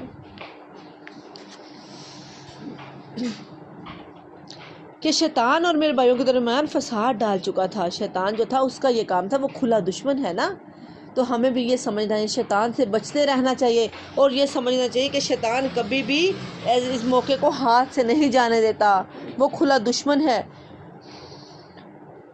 واقعہ یہ ہے کہ میرا رب غیر محسوس تدبیروں سے اپنی مشیت پوری کرتا ہے، بے شک وہ علیم اور حکیم ہے۔ اے میرے رب، تو نے مجھے حکمت بخشی اور مجھ کو باتوں کی تہ تک پہنچنا سکھایا، زمین اور آسمان کے بنانے والے تو ہی دنیا اور آخرت میں میرا سرپرست ہے، میرا خاتمہ اسلام پہ کر، انجام کار مجھے صالحین کے ساتھ ملا۔ سبحان اللہ، ماشاءاللہ کتنی پیاری دعا کی، دیکھو میری پیاری بہنوں کہ اینڈ پہ حضرت یوسف علیہ السلام نے دعا کیا کی کہ اللہ یہ تو دنیا کی زندگی تھی، گزر گئی جیسے تیسے بھی، اللہ آخر میں توفنی مسلما والحقنی بالصالحین، اللہ مجھے مسلمان کی حالت میں وفات دینا، اللہ مجھے فوت کرنا تو میں مسلمان ہوں، اور اللہ جب میری تیری ملاقات ہو، اللہ مجھے ملانا تو نیکوں میں سے ہوں، میں اللہ میں نیکوں کے ساتھ ہوں، میرا شمار نیکوں میں سے کرنا، جب میری ملاقات تیرے ساتھ ہو تو میرا شمار نیکوں میں سے ہو۔ سبحان اللہ، اینڈ پہ بات کیا کی کہ اللہ تو ہی پیدا کرنے والا ہے، تیرے اختیار میں ہے ساری بادشاہی، اللہ تو نے ہی مجھے یہ سارا علم دیا ہے، اللہ تیرے اختیار میں تھی یہ بادشاہی جو تو نے مجھے دی، اللہ یہ جو تو نے اقتدار دیا یہ تو نے ہی دیا، اللہ یہ سارا کچھ دینے والا تو ہی ہے۔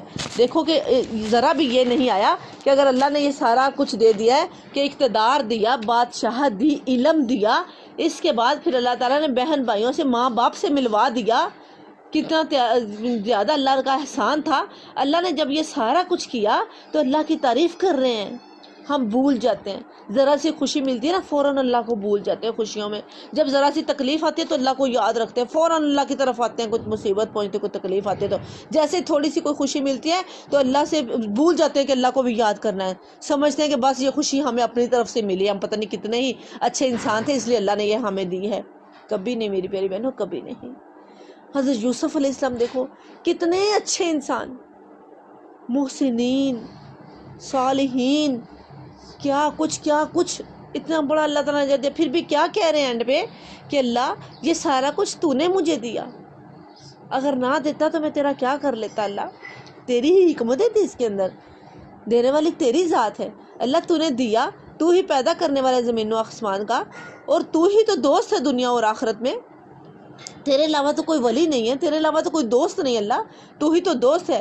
تو مجھے جب فوت کرنا تب بھی میں تیرا فرما برداری کرنے والا ہوں، اور جب میں تیرے سے ملاقات کروں تب بھی میرا شمار نیکوں میں ہو۔ سبحان، کتنی پیاری دعا ہے، کیا کرو میری پیاری بہنوں یہ دعا، اللہ تعالیٰ ایمان کے ساتھ خاتمہ کرے۔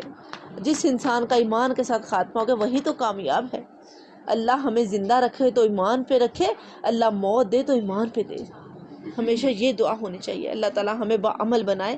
اے محمد صلی اللہ علیہ وآلہ وسلم، یہ قصہ غیب کی خبروں میں سے ہے جو ہم تم پر وحی کر رہے ہیں، ورنہ تم اس وقت موجود نہ تھے۔ حضرت یوسف علیہ السلام کے بھائیوں نے آپس میں اتفاق کر کے سازش کی تھی، مگر تم خواہ کتنا ہی چاہو ان میں سے اکثر لوگ مان کر دینے والے نہیں ہیں، حالانکہ تم اس خدمت پر ان سے کوئی اجرت بھی نہیں مانگتے ہو۔ یہ تو ایک نصیحت ہے جو دنیا والوں کے لیے عام ہے۔ زمین اور آسمان میں کتنے ہی نشانے جن پر سے یہ لوگ گزرتے رہتے ہیں اور ذرا توجہ نہیں کرتے، ان میں سے اکثر اللہ کو مانتے ہیں مگر اس طرح کہ اس کے ساتھ دوسروں کو شریک ٹھہراتے ہیں۔ کیا یہ مطمئن ہیں کہ خدا کے عذاب کی کوئی بلا انہیں دبوچ نہ لے گی، یا بے خبری میں قیامت کی گھڑی اچانک ان پر نہ آ جائے گی؟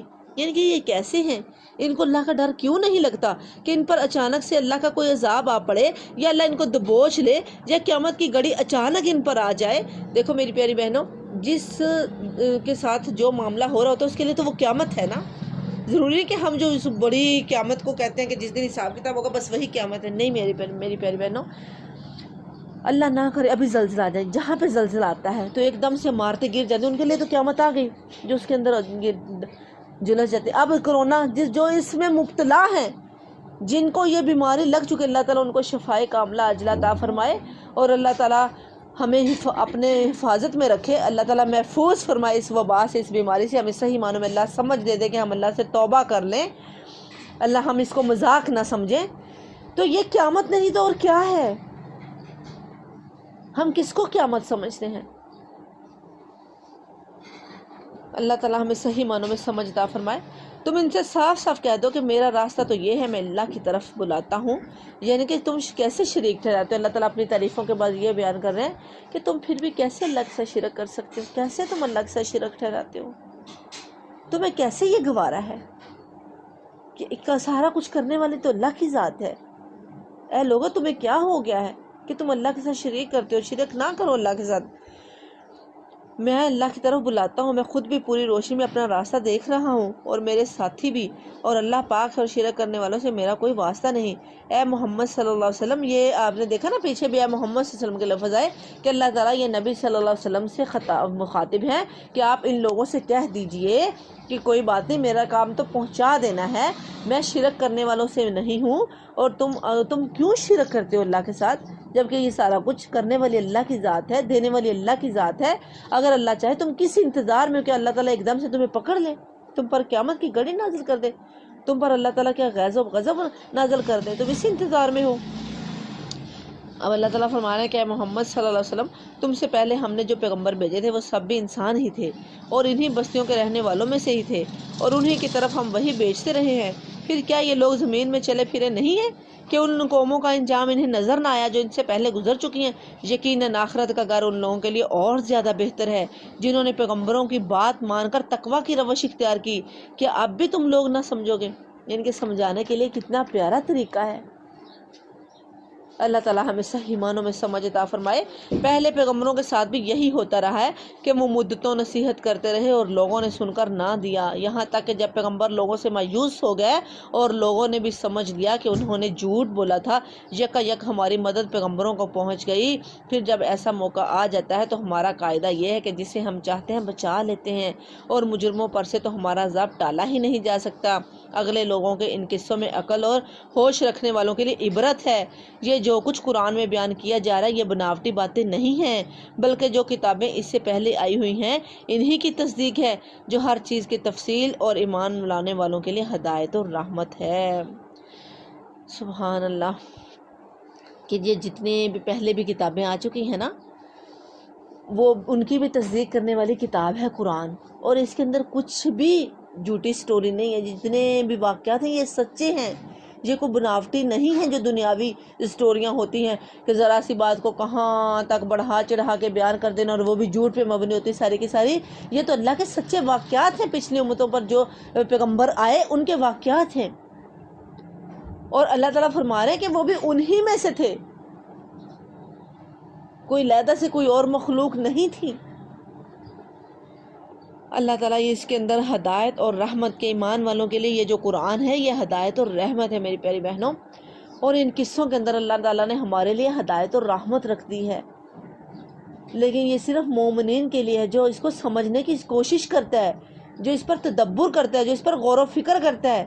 جیسے شروع میں بھی اللہ تعالیٰ نے یہی کہا تھا نا کہ اس کے اندر صرف یہی ان کے لیے ہی ہیں یہ واقعات اور یہ قصے کہانیاں جو اس کو غور سے پڑھتے ہیں، جو اس پر سمجھ حاصل کرتے ہیں، جو مومن ہیں، جو نصیحت سمجھ کے پڑھتے ہیں. اللہ تعالیٰ ہمیں صحیح معنوں میں باعمل بنائے اور ہمیں ان سے نصیحت حاصل کرنے کی توفیق عطا فرمائے، اور اللہ تعالیٰ اس قرآن کو ہمارے لیے ہدایت اور رحمت بنا دے. آمین ثم آمین برحمتک یا ارحم الراحمین. سورۃ الرعد یہ بھی مکی صورت ہے، اور یہ تو اب آپ میں اندازہ ہو ہی گیا ہوگا کہ چوتھی صورت ہے.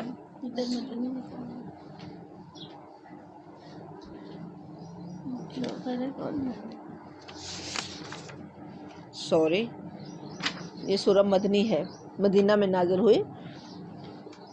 سورۃ الرعد، اس کا رات کا مطلب ہے کہ اس میں بجلی کی کڑک کا ذکر ہے. کیا؟ بسم اللہ الرحمن الرحیم. الف لام میم را تلک آیات الکتاب والذی انزل الیک من ربک الحق ولکن اکثر الناس لا یؤمنون. اللہ الذی رفع السماوات بغیر عمد ترونها ثم استوى علی العرش وسخر الشمس. الف لام میم را یہ کتاب الہی کی آیات ہیں. جو کچھ تمہارے رب کی طرف سے تم پر نازل کیا گیا ہے وہ عین حق ہے، مگر تمہارے قوم کے اکثر لوگ مان نہیں رہے ہیں.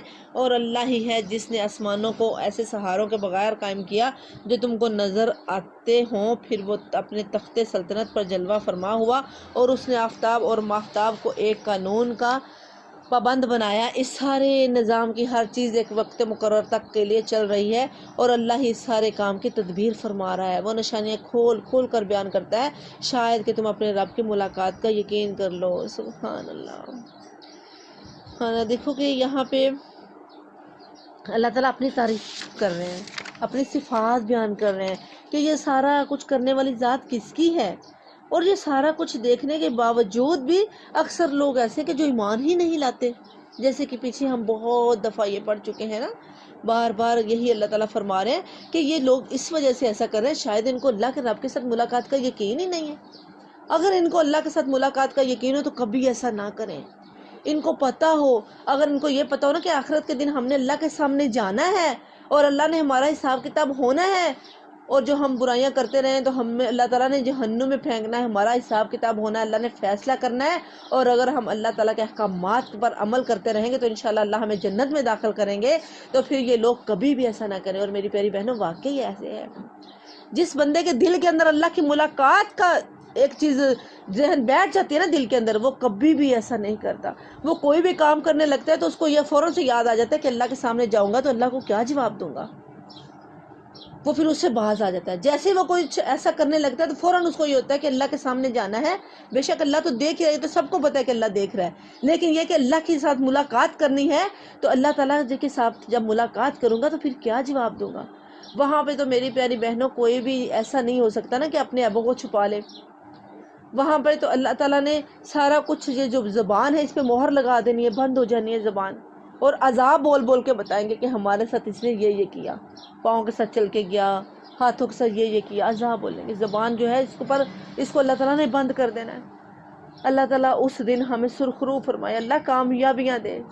اللہ تعالیٰ اس دن نہ ہمیں کوئی پریشانی ہو نہ غم ہو، اللہ پسندیدہ بندوں میں سے کر دے ہمیں. اور وہی ہے جس نے یہ زمین پھیلا رکھی ہے، اس میں پہاڑوں کے کھونٹے گاڑ دیے اور دریا بہا دیے ہیں.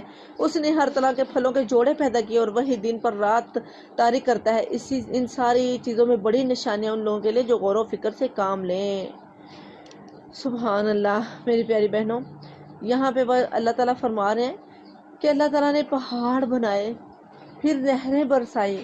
اب پہلے پہاڑوں کا ذکر کیا ہے. پہاڑوں کے اوپر اللہ تعالیٰ برف جما دیتے ہیں نا. اللہ ہی کی قدرتیں ہیں. سبحانہ، دیکھو کیسی قدرتیں ہیں کہ پہاڑوں کے اوپر برف جمتی ہے، برف بنتی ہے، برف باری ہوتی ہے. پھر اس کے نیچے پہاڑوں کے دامن میں نہریں بہتی ہیں. وہ برف جب پگھلتی ہے تو نہریں بن جاتی ہیں. وہ نہریں بہتی ہیں. کتنے پیارے مناظر ہیں. یہ کرنے والا کس کی ذات ہے؟ اللہ تعالیٰ. پھر ہر طرح کے پھلوں سے اللہ تعالیٰ نے جوڑا جوڑا بنا دیا. پھر اللہ تعالیٰ رات کو دن پر ڈانپ دیتا ہے. بے شک اسی میں تو البتہ نشانیاں ہیں عقل رکھنے والی، غور و فکر کرنے والی قوم کے لیے. میری پیاری بہنوں، جس طرح سے درختوں کے جوڑے ہیں، جانوروں کے جوڑے ہیں، پھولوں کے، ہر چیز کے اللہ تعالیٰ نے جوڑے بنا دیے، اسی طرح اللہ تعالیٰ نے انسانوں کے بھی جوڑے بنا دیے. انسانوں کے بھی جوڑے ہیں نا. اور اس کے بعد پھر انسانوں کے اندر کچھ انسان ایسے ہیں کہ جو نقصان پہنچاتے ہیں، کچھ انسان ایسے ہیں جو فائدہ دینے والے ہیں. ایسے ہی ہے نا، سارے ایک سے تو نہیں ہیں. جس طرح سے جانور، چرند پرند، درخت ایک سے نہیں ہے. حالانکہ ایک ہی جگہ سارے درخت ہوتے ہیں لیکن وہ ایک جیسے نہیں ہے، مختلف ہے. اسی طرح سے ہی انسان مختلف ہے، کوئی کیسا کوئی کیسا. ہم نے اپنا موازنہ کرنا ہے. ہم نے دیکھنا ہے کہ ہم کیسے انسان ہیں. ہم کہیں کسی کو نقصان پہنچانے والے تو نہیں. اللہ تعالیٰ ہمیں ہمیشہ فائدہ دینے والوں میں بنائے کہ ہم ہمیشہ دوسروں کو فائدہ ہی پہنچاتے ہوں. اور یہ ساری کی ساری نشانیاں ہیں غور و فکر کر رکھنے والی قوم کے لیے، جو غور و فکر رکھتے ہیں، جو نصیحت پکڑتے ہیں. اور دیکھو زمین میں الگ الگ خطے پائے جاتے ہیں جو ایک دوسرے سے متصل واقع ہیں. انگور کے باغ ہیں، کھیتیں ہیں، کھجور کے درخت ہیں، جن میں سے کچھ تو کہہ رہے ہیں علیحدہ علیحدہ ہیں اور کچھ دوہرے ہیں. سب کو ایک ہی پانی سیراب کرتا ہے، مگر مزے میں ہم کسی کو بہتر بنا دیتے ہیں اور کسی کو کمتر. ان سب چیزوں میں بہت سی نشانیاں ہیں ان لوگوں کے لیے جو عقل سے کام لیتے ہیں. سبحان اللہ. میری پیاری بہنوں، دیکھو کہ انسان کا کام کیا ہے؟ بیج لگانا. انسان صرف بیج لگاتا ہے بس، اور اتنے پیارے اس کے اندر پھل لگا دینا، یہ کس کا کام ہے؟ اللہ تعالیٰ کا. یہ اللہ کی قدرت ہے.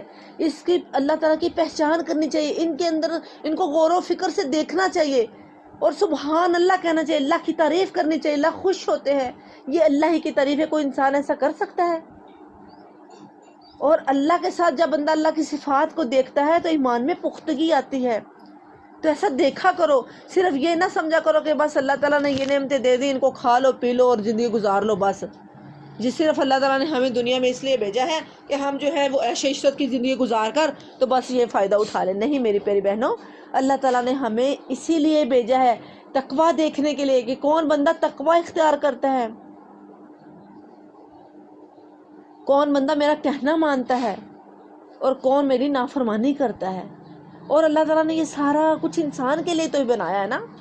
اللہ تعالیٰ کی صفات ان چیزوں میں سے نظر آتی ہے کہ دیکھو کہ کس طرح سے انسان صرف ایک بیج لگاتا ہے بس، باقی سارا کچھ کرنے. اس کے اندر لذت پیدا کرنے والی ذات اللہ ہے، اس کے اندر پھل لگانے والی ذات اللہ ہے. اور ایک ہی جگہ ساتھ ساتھ جڑے ہوئے درخت ہوتے ہیں لیکن ایک درخت دوسرے کا رنگ نہیں حاصل کر سکتا.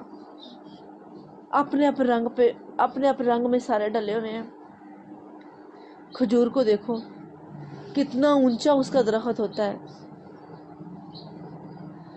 کتنا عالیشان ہوتا ہے اور کتنا اس کے اوپر پھل ہوتا ہے، کتنا لذیذ پھل ہوتا ہے. ان کے اندر نصیحت ہے ہمارے لیے. بے شک اسی میں تو البتہ عقل رکھنے والی قوم کے لیے نشانیاں ہیں. ساتھ ساتھ اللہ تعالیٰ دیکھو کہ یہی کہتے ہیں نا کہ ہر بندہ جو ہے ان کے اوپر سے یہ چیزیں گزرتی جاتی ہیں لیکن جو تھوڑی سی عقل کو استعمال کرتا ہے اسی کے لیے نشانی ہے ان چیزوں کے اندر. ورنہ تو لوگ یہی سمجھتے ہیں بس ٹھیک ہے یہ پھل ہے ہمارے لیے، کھا پی لو بس، موجیں اڑا لو. لیکن جو تھوڑی سی بھی عقل رکھتا ہے وہ ان پہ غور کرتا ہے کہ یہ سب کرنے والی کس کی قدرت ہے، ایسے رنگ کون بر سکتا ہے.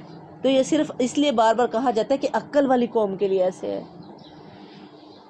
اب اگر تمہیں تعجب کرنا ہے تو تعجب کے قابل لوگوں کا یہ قول ہے کہ جب ہم مر کر مٹی ہو جائیں گے تو کیا ہم نئے سرے سے پیدا کیے جائیں گے؟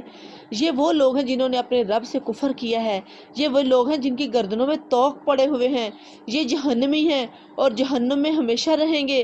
یہ لوگ بلائی سے پہلے برائی کے لیے جلدی مچا رہے ہیں، حالانکہ ان سے پہلے جو لوگ اس سے روش پر چلے ہیں ان پر خدا کے عذاب کی عبرتناک مثالیں گزر چکی ہیں. حقیقت یہ ہے کہ تیرا رب لوگوں کی زیادتیوں کے باوجود ان کے ساتھ چشم پوشی سے کام لیتا ہے، اور یہ بھی حقیقت ہے کہ تیرا رب سخت سزا دینے والا ہے. میری پیاری بہنوں، اب اس میں اللہ تعالیٰ نے یہ آیت نمبر 5 کے اندر تعجب کا ذکر کیا ہے کہ ان کو تعجب ہے، اور ان پر کیوں نہیں ہوتا کہ رات کے بعد دن، اللہ تعالیٰ کہہ رہے ہیں کہ ان کو تعجب اس بات پر کیوں نہیں ہوتا کہ رات کے بعد دن آ جاتا ہے، دن کے بعد رات آ جاتی ہے، اور سورج نکلتا ہے، سورج غروب ہوتا ہے، چاند نکل آتا ہے، چاند غروب ہوتا ہے، سورج نکل آتا ہے، ان چیزوں پر یہ تعجب کیوں نہیں کرتے؟ صرف اس بات پر ہی تعجب کیوں کرتے ہیں کہ مرنے کے بعد اللہ زندہ کیسے کرے گا؟ یہ کیسے تعجب کی بات ہے؟ جن چیزوں پہ تعجب کرنا چاہیے، دنیا میں اور بھی تو بڑی چیزیں جن پر تعجب کرنا چاہیے، ان پہ یہ تعجب کیوں نہیں کرتے؟ صرف اس پر ہی تعجب کیوں ہے؟ جب اللہ تعالیٰ یہ مردہ ہے نا، یہ پیٹ اور یہ رحم، اس کے اندر سے زندہ بچے کو جب اللہ تعالیٰ پیدا کر سکتا ہے، تو کیا اللہ تعالیٰ جو ایک انسان ہے جس کو اللہ نے تخلیق کر لیا، جس کا وجود ہی نہیں تھا تو اللہ نے تخلیق کر لیا، کیا جب وہ اس کو اللہ تعالیٰ مارے گا، موت دینے والے اللہ کے ساتھ، کیا اس کے لیے زندہ کرنا مشکل ہے؟ کتنا عجیب سوال تھا نا ان کا کہ اس انسان کو پیدا کرنے والا کون ہے؟ تو جب وہ پیدا کر سکتا ہے، جبکہ اس کا نام و نشان نہیں تھا، اس کی تخلیق نہیں تھی، اب تو وہ تھا جب وہ مرا ہے، تو کیا ایک مارنے کے بعد اس کو زندہ کرنا زیادہ مشکل ہے جو اس پر وہ تعجب کرتے ہیں؟ اللہ تعالیٰ کہتے ہیں کہ یہی تو وہ لوگ ہیں کہ جن کے گردنوں میں طوق پہنائے جائیں گے۔ استغفر اللہ، طوق کیوں پہنائے جائیں گے میری پیاری بہنوں؟ یہ ایسی گردنیں جو اللہ کے سامنے کبھی جھکی ہی نہیں تھی، اللہ معاف فرمائے، ایسی گردنوں کے اندر اللہ تعالیٰ طوق پہنائیں گے، یہ جہنمی ہے اور ہمیشہ جہنم میں رہیں گے۔ اللہ تعالیٰ ہمیشہ ہماری گردنوں کو اپنے آگے جھکانے والی بنا دے، اللہ ہمیشہ تیرے آگے ہی جھکی رہے۔ استغفر اللہ۔ اور یہ اللہ تعالیٰ کہہ رہے ہیں کہ یہ برائی، یہ لوگ کیسے کہ بھلائی سے پہلے برائی کے لیے جلدی کر رہے ہیں، یعنی کہ ابھی نیکی کی نہیں اور برائی کی پہلے فکر کر رہے ہیں کہ برائی بھی کرنی ہے۔ اور یہ بھی حقیقت کہ تیرا رب سخت سزا دینے والا ہے۔ اور یہ لوگ جنہوں نے تمہاری بات ماننے سے انکار کر دیا ہے، کہتے ہیں کہ اس شخص پر اس کے رب کی طرف سے کوئی نشانی کیوں نہ اتری، تم تو محض خبردار کرنے والے ہو اور تم ہر قوم کے لیے ایک رہنما ہو۔ اللہ تعالیٰ کہتے ہیں کہ یہ ان کو یعنی کہ اللہ تعالیٰ یوں ایک سوالیہ کر رہے ہیں کہ اس شخص پر اس کے رب کی طرف سے کوئی نشانی کیوں نہیں اتری، کہ یہ قرآن سے بڑھ کر کوئی نشانی ہو سکتی ہے اگر یہ ایمان لانے والے ہوں تو؟ کہ قرآن بھی تو ایک نشانی ہے، اس سے بڑھ کر اور یہ کیا نشانی چاہتے ہیں؟ تو اللہ تعالیٰ کہہ رہے ہیں کہ تمہارا کام تو صرف خبردار کرنا ہے، خوشخبری دینے والا اور اللہ کے عذاب سے ڈرانے والا، بس تمہارا یہ کام ہے کہ تم ہر قوم کے لیے ایک رہنما ہو، اس کے علاوہ کچھ نہیں۔ ہدایت دینے والی اللہ کی ذات ہے، اللہ ایک ایک حاملہ کے پیٹ سے واقف ہے، جو کچھ اس میں بنتا ہے اسے وہ بھی جانتا ہے، اور جو کچھ اس میں کمی یا بیشی ہوتی ہے اس سے بھی وہ باخبر رہتا ہے۔ ہر چیز کے لیے اس کے ہاں ایک مقدار مقرر ہے، جو وہ پوشیدہ اور ظاہر ہر چیز کا عالم ہے، وہ بزرگ ہے اور ہر حال میں بالا تر رہنے والا ہے۔ تم میں سے کوئی شخص خواہ زور سے بات کرے یا آہستہ، اور کوئی رات کی تاریکی میں چھپا ہو یا دن کی روشنی میں چل رہا ہو، اس کے لیے سب یکساں ہیں، ہر شخص کے آگے اور پیچھے اس کے مقرر کیے ہوئے نگران لگے ہوئے ہیں، جو اللہ کے حکم سے اس کی دیکھ بھال کر رہے ہیں۔ سبحان اللہ۔ اللہ تعالیٰ اپنی تعریف بیان کر رہے ہیں کہ یہ کام کوئی اور کر سکتا ہے؟ کوئی نہیں کر سکتا۔ یہ اللہ تعالیٰ کی صفات ہیں، اللہ اپنی صفات بیان کر رہے ہیں، اللہ تعالیٰ اپنی تعریف بیان کر رہے ہیں کہ کیا ایسا کوئی بھی ان میں سے کوئی ایک کام بھی ایسا ہے کہ جو کوئی کر سکتا ہے؟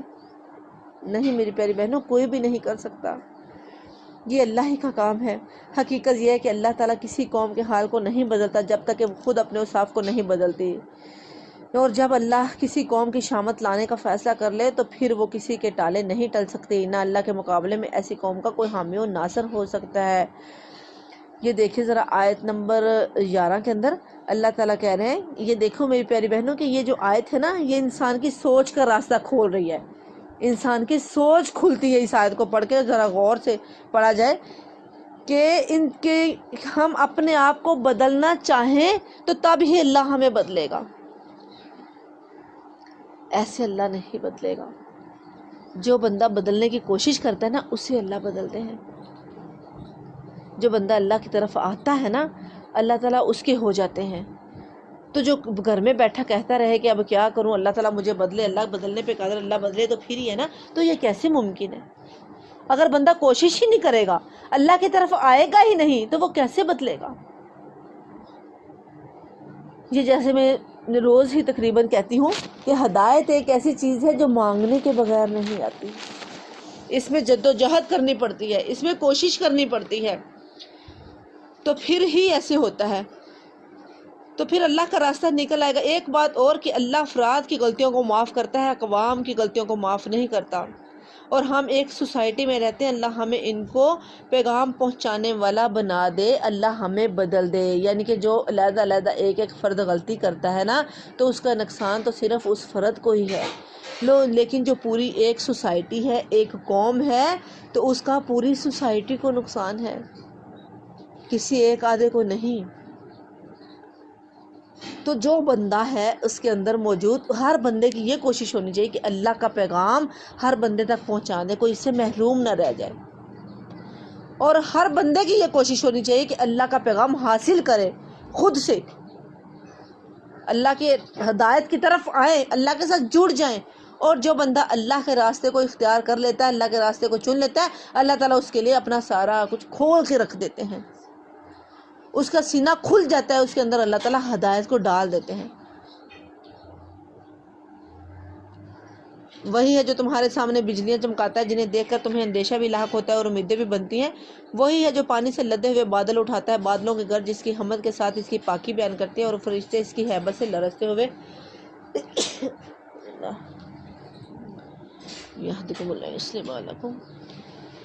لدے ہوئے بادل اٹھاتا ہے، اور بادلوں کی گرج جس کی حمد کے ساتھ اس کی پاکی بیان کرتے ہیں، اور فرشتے اس کی ہیبت سے لرزتے ہوئے اس کی تسبیح کرتے ہیں۔ اور وہ کڑکتی ہوئی بجلیوں کو بیچتا ہے، بعض اوقات انہیں جس پر چاہتا ہے عین اس حالت میں گرا دیتا ہے جبکہ لوگ اللہ کے بارے میں جگڑ رہے ہوتے ہیں۔ فی الواقع اس کی چال بڑی زبردست ہے۔ یہ آیت نمبر 12 کے اندر میری پیاری بہنوں، انسان بارش کا انتظار کر رہا ہوتا ہے نا، لیکن گرج کا ڈر بھی لگ رہا ہوتا ہے۔ یہ سب اللہ کی نشانی ہے نا۔ اللہ تعالیٰ کہہ رہے ہیں کہ وَيُسَبِّحُ الرَّعْدُ بِحَمْدِهِ وَالْمَلَائِكَةُ، یہ اوپر والے آیت نمبر 12، وَهُوَ الَّذِي يُرِيكُمُ الْبَرْقَ خَوْفًا وَطَمَعًا وَيُنشِئُ السَّحَابَ الثِّقَالَ، یعنی کہ اللہ تعالیٰ بندہ جو ہے وہ اللہ کی یہ کڑک جو ہے اس سے ڈرتا ہے، خوف رکھتا ہے بجلی سے، کہ وہ دکھلاتا ہے بجلی کہ ان بجلیاں جو ہیں یہ تمہیں کوئی اندیشے میں لاحق ہوتے ہیں، اور امیدیں بھی بنتی ہیں۔ امید کس چیز کی بنتی ہے؟ بارش کی، کہ امید بارش کی بنتی ہے، لیکن ساتھ ہی کڑک کا ڈر بھی ہوتا ہے۔ وَيُسَبِّحُ الرَّعْدُ بِحَمْدِهِ وَالْمَلَائِكَةُ مِنْ خَفِيَّتِهِ، یہ کڑک کے وقت دعا پڑھتے ہیں، یہ والی نا۔ بعض مفسرین نے کہا ہے کہ یہ والی جو دعا ہے یہ کڑک کے وقت پڑھتے ہیں، اس کو یاد کرنا ہے انشاءاللہ اور پڑھا کرنا ہے۔ اگر نہ تو بہت ساری احادیث یہ بھی ثابت ہے سبحان اللہ و بحمدہ، یہ دعا ہی پڑھنی ہے کہ سبحان اللہ و بحمدہ کڑک کے وقت، کہ یہ پاک ہے اللہ کی ذات اپنی تعریف کے ساتھ، سبحان اللہ و بحمدہ۔ وَيُرْسِلُ الصَّوَاعِقَ فَيُصِيبُ بِهَا مَن يَشَاءُ وَهُمْ يُجَادِلُونَ فِي اللَّهِ وَهُوَ شَدِيدُ الْمِحَالِ لَهُ دَعْوَةُ الْحَقِّ وَالَّذِينَ يَدْعُونَ مِن دُونِهِ لَا يَسْتَجِيبُونَ لَهُم بِشَيْءٍ إِلَّا كَبَاسِطِ كَفَّيْهِ إِلَى الْمَاءِ لِيَبْلُغَ فَاهُ وَمَا هُوَ بِبَالِغِهِ وَمَا دُعَاءُ الْكَافِرِينَ إِلَّا فِي ضَلَالٍ۔ اور اسی کو پکارنا برحق ہے، رہیں وہ دوسری ہستیاں جنہیں اس کو چھوڑ کر یہ لوگ پکارتے ہیں، وہ ان کی دعاؤں کا کوئی جواب نہیں دے سکتے۔ انہیں پکارنا تو ایسا ہے جیسے کوئی شخص پانی کی طرف ہاتھ پھیلا کر اس سے درخواست کرے کہ تم میرے منہ تک پہنچ جا، حالانکہ پانی اس تک پہنچنے والا نہیں۔ بس اسی طرح کافروں کی دعائیں بھی کچھ نہیں ہیں مگر ایک تیر بے ہدف۔ وہ تو اللہ ہی ہے جس کو زمین اور آسمان کی ہر چیز خوشی یا ناپسندیدہ سجدہ کر رہی ہے، توأم و کرہن، خوشی سے اور ناپسندیدگی سے، یعنی کہ ہر چیز سجدے میں ہے۔ وہ سب چیزوں کے سائے صبح و شام اس کے آگے جھکتے ہیں۔ سبحان اللہ۔ میری پیاری بہنوں، اللہ تعالیٰ یہاں پہ فرما رہے ہیں کہ اللہ ہی کے لیے تو سجدہ کرتی ہر چیز جو آسمانوں میں اور زمین میں ہے، صرف انسان ہی جو ہے جو اس سے منہ موڑتا ہے اور پھرتا ہے۔ ہر چیز اللہ کی تعریف بیان کرتی ہے۔ صبح صبح دیکھا کیسے چرند پرند بول رہے ہوتے ہیں، کس طرح سے جو درخت ہیں وہ لہا رہے ہوتے ہیں۔ ہر چیز اللہ تعالیٰ کی صبح و شام تعریف بیان کرتی ہے، بالغدو والآصال، کہ ہر چیز سایوں میں جو ہے وہ صبح و شام سجدہ کرتی ہے۔ آج وہ یہاں پہ جو ہے وہ میری پیاری بہنوں یہ بھی آیا نا سجدہ کے، یہ دعا آیت میں پڑھتی ہوں وَلِلَّهِ يَسْجُدُ مَن فِي السَّمَاوَاتِ وَالْأَرْضِ طَوْعًا وَكَرْهًا وَظِلَالُهُم بِالْغُدُوِّ وَالْآصَالِ، کہ اللہ ہی کے لیے ہے سجدہ کرتے جو کچھ آسمانوں میں اور زمین میں، خوشی سے اور ناخوشی سے، وَظِلَالُهُم، اور انہی کے سائے، بِالْغُدُوِّ، شام کو، وَالْآصَالِ، اور صبح کو، کہ ہر چیز صبح و شام کو سجدہ کرتی ہے اور اس کی تعریف بیان کرتی ہے۔ میری پیاری بہنوں آپ بھی سجدہ کر لیں، میں بھی سجدہ کر لیتی ہوں. اور سجدہ کے لیے ایک تو باوضو ہونا ضروری نہیں ہے سجدہ تلاوت کے لیے، اور دوسرے نمبر پہ اس کے لیے جو ہے وہ رخ کا بھی ضروری نہیں ہے کہ ضرور قبلہ کی طرف ہی منہ کیا جائے، جدھر کو بھی منہ ہو سجدہ تلاوت کیا جا سکتا ہے. یہ حدیث سے ثابت ہے، ابو داؤد کی حدیث میں ہے. تو اب آپ بھی سجدہ کر لیں تو میں بھی سجدہ کر لوں. یہ جو سجدہ تلاوت ہے نا یہ فرض نہیں ہے، سنت ہے. تو سنت کو زندہ کرنا جو ہے یہ 100 شہیدوں کا ثواب ملتا ہے. تو سنت پہ عمل کر لینے میں کیا حرج ہے، لیکن کہ اس کو فرض سمجھ لینا یہ صحیح نہیں، فرض نہیں ہے سجدہ تلاوت، سنت ہے. ہاں جی کرنا ہے تو فوراً ہی کرنا ہے، اگر نہ ہو سکے تو یہ فرض نہیں ہے، سنت ہے، لیکن سنتوں پر عمل کرنا چاہیے. ٹھیک ہے.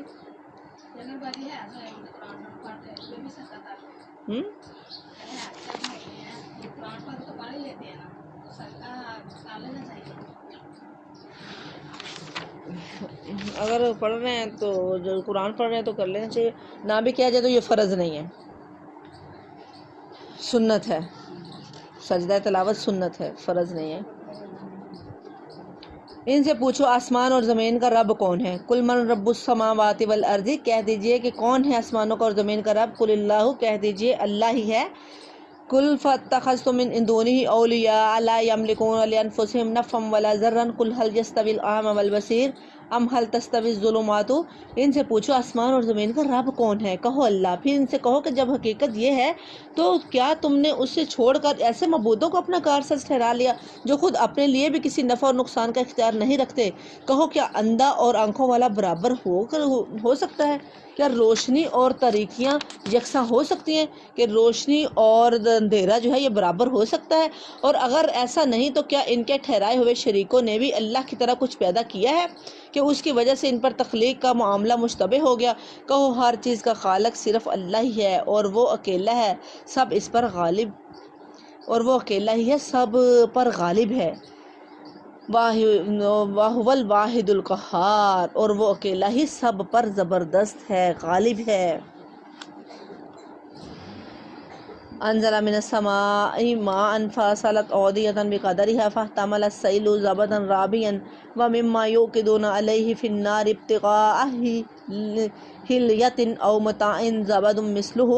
اور پھر اللہ تعالیٰ نے آسمان سے پانی برسایا اور ہر ندی نالا اپنے ظرف کے مطابق اسے لے کر چل نکلا. پھر جب سیلاب اٹھا تو سطح پر جاگ بھی آ گئے، اور ایسے ہی جاگ ان دانتوں پر بھی اٹھتے ہیں جنہیں زیور اور برتن وغیرہ بنانے کے لیے لوگ پگھلایا کرتے ہیں.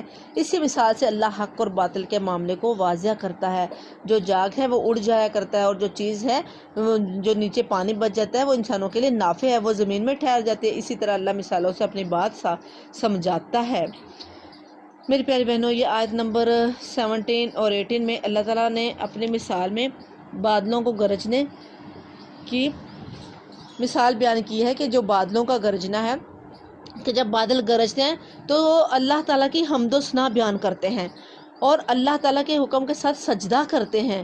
اور پھر پانی کی جاگ کی مثال اس طرح سے ہے کہ جب بارش ہوتی ہے تو جو جتنا ظرف رکھتا ہے تو ندی نالوں میں جتنا ظرف ہوتا ہے وہ اپنے ظرف کے مطابق اس پانی کو بہا کے لے جاتے ہیں، اس کو پی لیتے ہیں. تو پھر جو اس کے اوپر جاگ ہوتی ہے، وہ جو جاگ آ جاتا ہے وہ جاگ تو کسی کے لیے فائدہ مند نہیں ہے تو وہ اڑ جاتا ہے.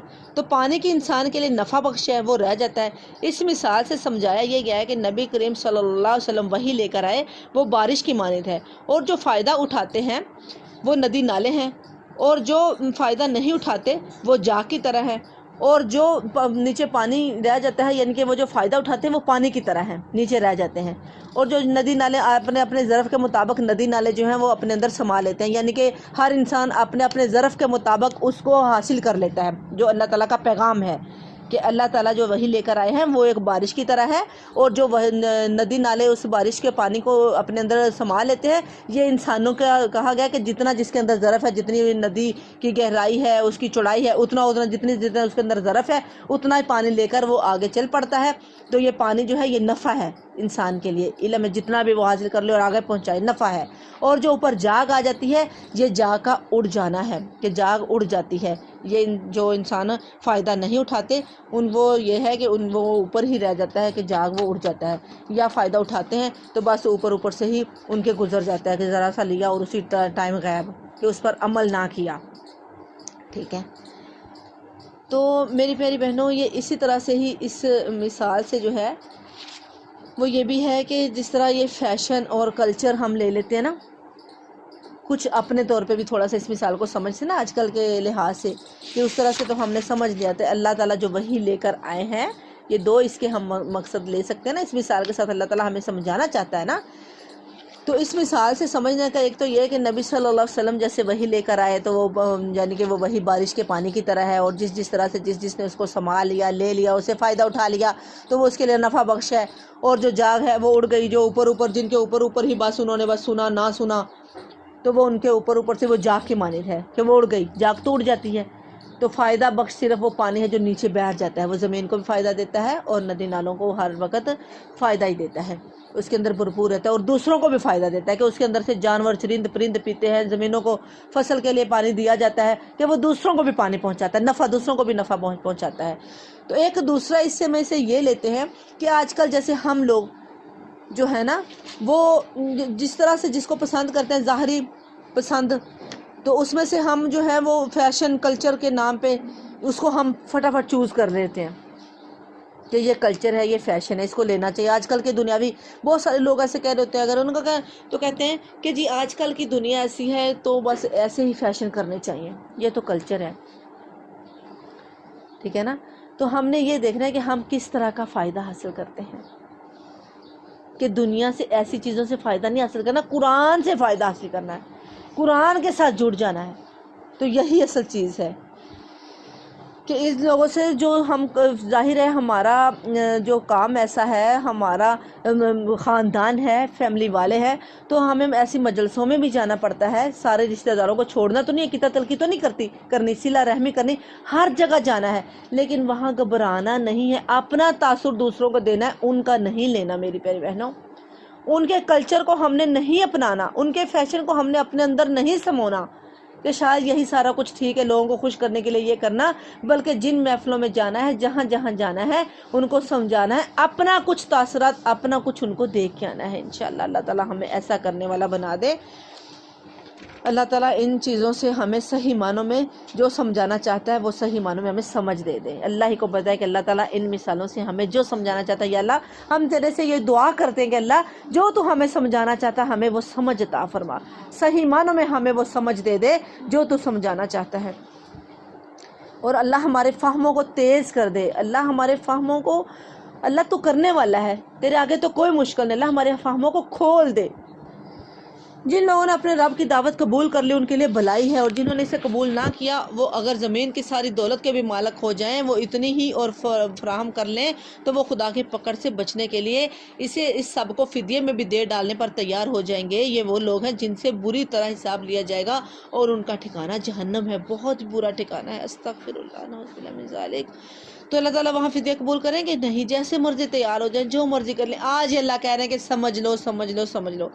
بھلا یہ کس طرح ممکن ہے کہ وہ شخص جو تمہارے رب کی اس کتاب کو جو اس نے تم پر نازل کی ہے حق جانتا ہے، اور وہ شخص جو اس حقیقت کی طرف سے اندھا ہے، دونوں یکساں ہو جائیں گے؟ نصیحت تو دانشمند لوگ ہی قبول کیا کرتے ہیں، اور ان کا طرز عمل یہ ہوتا ہے کہ اللہ کے ساتھ اپنے عہد کو پورا کرتے ہیں، اسے مضبوط باندھنے کے بعد نہیں توڑ ٹالتے. ان کی روش یہ ہوتی ہے کہ اللہ نے جن روابط کو برقرار رکھنے کا حکم دیا ہے انہیں برقرار رکھتے ہیں، اپنے رب سے ڈرتے ہیں اور اس بات کا خوف رکھتے ہیں کہ کہیں ان سے بری طرح حساب نہ لیا جائے. ان کا یہ حال ہوتا ہے کہ اپنے رب کی رضا کے لیے صبر سے کام لیتے ہیں، نماز قائم کرتے ہیں، ہمارے دیے ہوئے رزق میں سے علانیہ اور پوشیدہ خرچ کرتے ہیں، اور برائی کو بلائی سے دفع کرتے ہیں. آخرت کا گھر انہی لوگوں کے لیے ہے، یعنی ایسے باغ جو ان کی ابدی قیام گاہ ہوں گے، وہ خود بھی ان میں داخل ہوں گے، اور ان کے آباء و اجداد اور ان کی بیویاں، ان کے اولاد میں سے جو بھی نیک ہیں وہ بھی ان کے ساتھ وہاں جائیں گے. سبحان اللہ سبحان اللہ. یعنی وہ بدی کے مقابلے میں بدی نہیں بلکہ نیکی کرتے ہیں. جن لوگوں کے لیے یہ عمل، وہ شر کا مقابلہ شر سے نہیں بلکہ خیر ہی سے کرتے ہیں. میری پیاری بہنوں اس کو نوٹ کرو، بڑی نوٹ کرنے والی باتیں ہیں کہ بدی کا مقابلہ بدی سے نہیں بھلائی سے کرتے ہیں. شر کا مقابلہ شر سے نہیں بلکہ خیر سے کرتے ہیں، اور کوئی ان پر خواہ کتنا ہی ظلم کرے وہ ظلم جواب میں ظلم نہیں بلکہ انصاف ہی کرتے ہیں۔ سبحان اللہ۔ کوئی ان کے خلاف کتنا ہی جھوٹ بولے وہ جواب میں سچ ہی بولتے ہیں، کوئی ان سے خواہ کتنی ہی خیانت کیوں نہ کرے وہ جواب میں دیانت ہی سے کام لیتے ہیں۔ اسی معنی میں نبی صلی اللہ علیہ وسلم کی حدیث ہے کہ تم اپنے طرز عمل کو لوگوں کے طرز عمل کا تابع بنا کر نہ رکھو، لوگوں کے طرز عمل کو پیروی نہ کرو۔ یہ کہنا غلط ہے کہ اگر لوگ بھلائی کریں گے تو ہم بھلائی کریں گے، اور لوگ ظلم کریں گے تو ہم بھی ظلم کریں گے۔ تم اپنے نفس کو ایک قاعدے کا پابند بناؤ، اگر لوگ نیکی کریں تو تم نیکی کرو، اور اگر لوگ تم سے بدسلوکی کریں تو تم ان پر ظلم نہ کرو۔ سبحان اللہ۔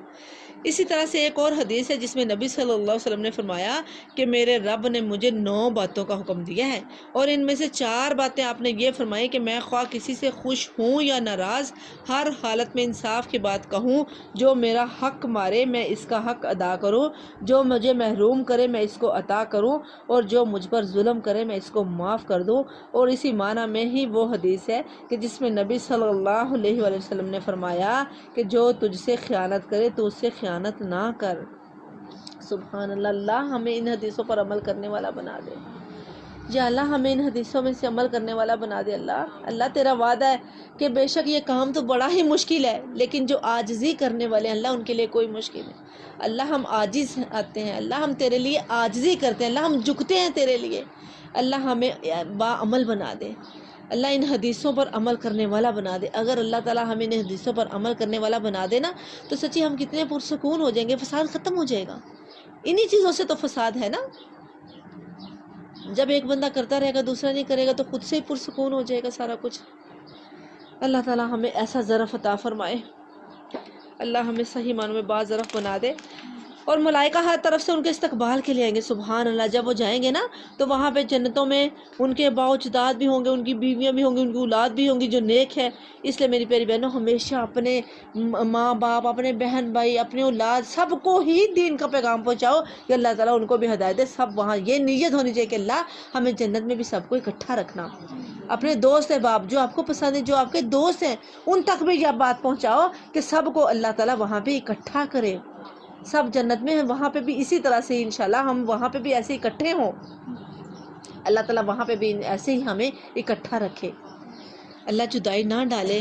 ملائکہ ہر طرف سے ان کے استقبال کے لیے آئیں گے۔ سبحان اللہ۔ اور ان سے کہیں گے کہ تم پر سلامتی ہے، تم نے دنیا میں جس طرح صبر سے کام لیا اس کی بدولت آج تم اس کے مستحق ہوئے ہو۔ سبحان اللہ۔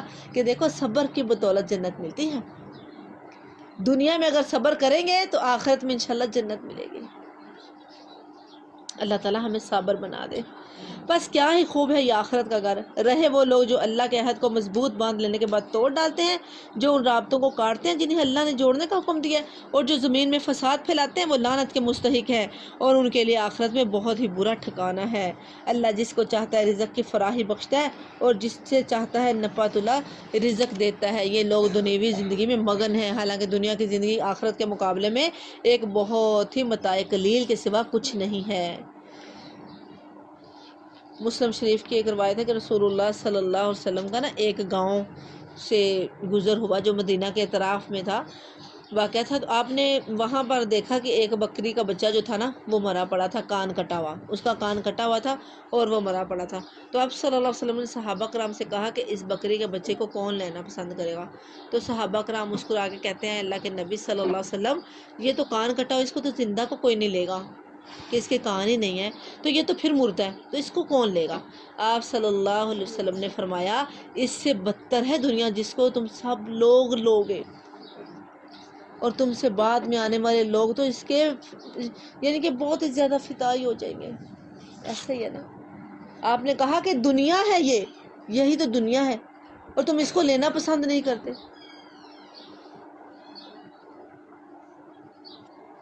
حقیقت میں اللہ تعالیٰ ہمیں سمجھ عطا فرمائے، اور بندہ جتنا دنیا کے پیچھے بھاگتا ہے نا اتنی ہی دنیا اس کے آگے، اگر بندہ اس کے پیچھے پیچھے، انسان دنیا کو حاصل نہیں کر سکتا میری پیاری بہنوں۔ یہ آپ نے دیکھ لیا ہوگا، بندہ جتنا دنیا کو خوش کرنے کی کوشش کرتا ہے دنیا خوش نہیں ہو سکتی، خوش نہیں کر سکتا انسان، تو بندہ اللہ کو ناراض کیوں کرے ایک دنیا کو خوش کرنے کی خاطر؟ اللہ ہمیں ایسا بنا دے کہ ہم تجھے راضی کر لیں۔ اللہ صحیح معنوں میں اپنی رضا کا مقصد ہمارے دلوں میں ڈال دے کہ ہم صرف اور صرف ہمارا مقصد یہ ہوگا اللہ کو راضی رکھنا ہے. جب اللہ کو راضی رکھیں گے تو خود سے ہی بند کہتے ہیں کہ جو اللہ والا ہو جاتا ہے نا, جو اللہ کی قرب حاصل کرنا چاہتا ہے اور اللہ کی رضا حاصل کرنا چاہتا ہے, اللہ کا ہو جاتا ہے, دنیا کو چھوڑتا ہے تو دنیا اس کے پیچھے اور وہ بندہ آگے آگے. اور یہ حقیقت ہے.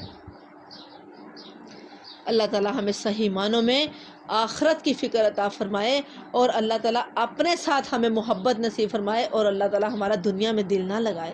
ہم صحیح معنوں میں دنیا کو مہمان خانہ سمجھے کہ یہ ایک مہمان خانہ ہے. اللہ ہمیں اصلی گھر کی فکر عنایت فرمائے. یہ لوگ جنہوں نے رسالت محمدی صلی اللہ علیہ وسلم کو ماننے سے انکار کر دیا, کہتے ہیں کہ اس شخص پر اس کے رب کی طرف سے کوئی نشانی کیوں نہ اتری. کہو اللہ جسے چاہتا ہے گمراہ کر دیتا ہے, اور وہ اپنی طرف سے آنے کا راستہ اسی کو دکھاتا ہے جو اس کی طرف رجوع کرے. ایسے ہی لوگ ہیں وہ جنہوں نے اس نبی صلی اللہ علیہ وسلم کی دعوت کو مان لیا ہے اور ان کے دلوں کو اللہ کی یاد سے اطمینان نصیب ہوتا ہے. خبردار رہو, اللہ کی یاد ہی وہ چیز ہے جس سے دلوں کو اطمینان نصیب ہوا کرتا ہے. پھر جن لوگوں نے دعوت حق کو مانا اور نیک عمل کیے وہ خوش نصیب ہیں اور ان کے لیے اچھا انجام ہے. اے محمد صلی اللہ علیہ وسلم, اسی شان سے ہم نے تم کو رسول بنا کر بھیجا ایک ایسی قوم میں جس سے پہلے بہت سی قومیں گزر چکی ہیں, تاکہ تم ان لوگوں کو وہ پیغام سناؤ جو ہم نے تم پر نازل کیا ہے, اس حال میں کہ یہ اپنے نہایت مہربان خدا کے کافر بنے ہوئے ہیں. ان سے کہو کہ وہی میرا رب ہے, اس کے سوا کوئی معبود نہیں ہے, اسی پر میں نے بھروسہ کیا اور وہی میرا ملجا اور ماوا ہے. اور کیا ہو جاتا اگر کوئی ایسا قرآن اتار دیا جاتا جس کے زور سے پہاڑ چلنے لگتے یا زمین شک ہو جاتی یا مردے قبروں سے نکل کر بول اٹھتے. اس طرح کی نشانیاں دکھا دینا کچھ مشکل نہیں ہے, بلکہ سارا اختیار اللہ ہی کے ہاتھ میں ہے. پھر کیا اہل ایمان ابھی تک کفار کے طلب کے جواب میں کسی نشانی کے ظہور کی آس لگائے بیٹھے ہیں, اور وہ یہ جان کر مایوس نہیں ہو گئے کہ اللہ چاہتا تو سارے انسانوں کو ہدایت دے دیتا. میری پیاری بہنوں, اس آیت کو سمجھنے کے لیے کہ کیا ہوا کہ اگر کوئی ایسا قرآن اتار دیا جاتا جس کے زور سے پہاڑ چلنے لگتے, یعنی کہ آیت نمبر 31 آیت جو ہے, اس آیت کو سمجھنے کے لیے یہ بات پیش نظر رہنی چاہیے کہ اس میں خطاب کفار سے نہیں بلکہ مسلمانوں سے ہے. میری پیاری بہنوں, یہ جو خطاب ہے نا یہاں پہ کافروں سے نہیں ہے, مسلمانوں سے ہے. یہ ہمیں خطاب ہے. مسلمان جب کفار کی طرف سے بار بار نشانی کا مطالبہ سنتے تھے تو ان کے دلوں میں بے چینی پیدا ہوتی تھی کہ کاش ان لوگوں کو کوئی ایسی نشانی دکھا دی جاتی جس سے یہ لوگ قائل ہو جاتے. پھر جب وہ محسوس کرتے تھے کہ اس طرح کی کوئی کسی نشانی کے نہ آنے کی وجہ سے کفار کو نبی صلی اللہ علیہ وسلم کی رسالت کے متعلق لوگوں کے دلوں میں شبہات پھیلانے کا موقع مل رہا ہے تو ان کی یہ بے چینی اور بھی زیادہ بڑھ جاتی تھی. یعنی کہ کافروں کی یہ بار بار کی جو درخواست تھی نا, اس پر مسلمانوں کی بے چینی بڑھ جاتی. اس پر مسلمانوں سے فرمایا جا رہا ہے کہ اگر قرآن کی کسی صورت کے ساتھ ایسی نشانیاں یکا یک دکھا دی جاتی تو کیا واقعی تم یہ سمجھتے ہو کہ یہ لوگ ایمان لے آتے؟ کیا تمہیں ان سے یہ خوشگمانی ہے کہ یہ قبول حق کے لیے بالکل تیار بیٹھے ہیں؟ صرف ایک نشانی کے ظہور کی کثر ہے جن لوگوں کو قرآن کی تعلیم میں, کائنات کے اثار میں, نبی صلی اللہ علیہ وسلم کی پاکیزہ زندگی میں, صحابہ کرام کے انقلاب حیات میں نور حق نظر نہ آیا. کیا تم سمجھتے ہو کہ وہ پہاڑوں کے چلنے اور زمین کے پھٹنے اور مردوں کے قبروں سے نکل آنے میں کوئی روشنی پا لیں گے؟ یعنی کہ اگر وہ سمجھ حاصل کرنا چاہتے تو قرآن کی تعلیم میں اور کائنات کے اثار, جتنے بھی اثار ہم جیسے پیچھے پڑھ چکے ہیں, اللہ تعالیٰ کی صفات کائنات کے اندر جتنے بھی ہیں, اور نبی صلی اللہ علیہ وسلم کی پاکیزہ زندگی, کہ یہ اللہ تعالیٰ کی عطا تھی نا, اللہ تعالیٰ کی دین تھی اتنی پاکیزہ زندگی, اور صحابہ کرام کے انقلاب, زندگی کے انقلاب میں اچانک سے حق کے نور کو نظر نہ آنا, یہ سب کیا ہے کہ اگر یہ چاہتے تو یہ نشانیاں کیا کم ہیں؟ تو ایسے مسلمانوں, تم کیا سمجھتے ہو کہ اگر کوئی بڑی نشانی ان کے سامنے لے آئیں گے تو یہ کیا مسلمان ہو جائیں گے؟ تو یہ تمہاری سمجھ صحیح نہیں ہے, غلط ہے. کہ اگر یہ ایمان لانا چاہتے تو قرآن کی تعلیم اور اللہ کے نبی صلی اللہ علیہ وسلم کا سراپا یہ کیا کم ہے اگر یہ غور و فکر کریں تو؟ لیکن اگر ان کے اوپر بڑے سے بڑا بھی کچھ نشانی لا دی جائے تو پھر بھی یہ ایمان نہیں لائیں گے. اللہ زیادہ جانتا ہے, انسان نہیں جانتے.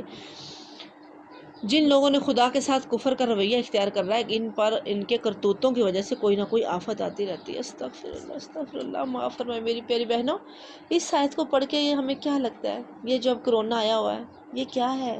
یہ ہمارے کرتوتوں کی وجہ سے ہے. اللہ تعالیٰ کہتے ہیں ان کے کرتوتوں کی وجہ سے کوئی نہ کوئی آفت آتی رہتی ہے.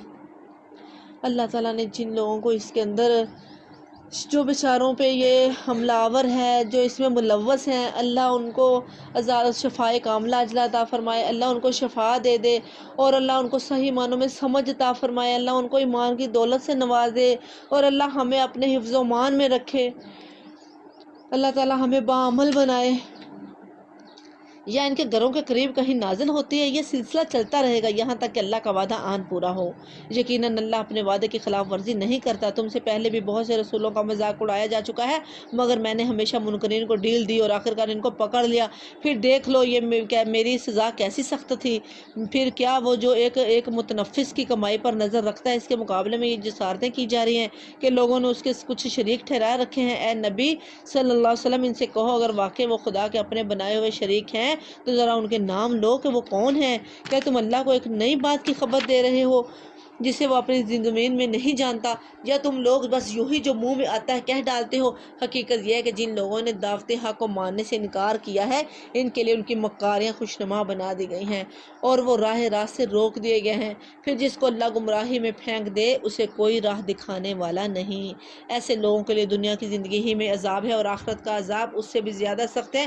کوئی ایسا نہیں جو انہیں خدا سے بچانے والا ہو۔ خدا ترس انسانوں کے لیے جس جنت کا وعدہ کیا گیا ہے، اس کی شان یہ ہے، اس کے نیچے نہریں بہہ رہی ہیں، اس کے پھل دائمی ہیں اور اس کا سایہ لازوال ہے۔ یہ انجام کن لوگوں کا، میری پیاری بہنوں، اس کو انڈر لائن کرو، یہ انجام کن لوگوں کا ہے؟ جو متقی لوگ ہیں، یہ متقیوں کا انجام ہے۔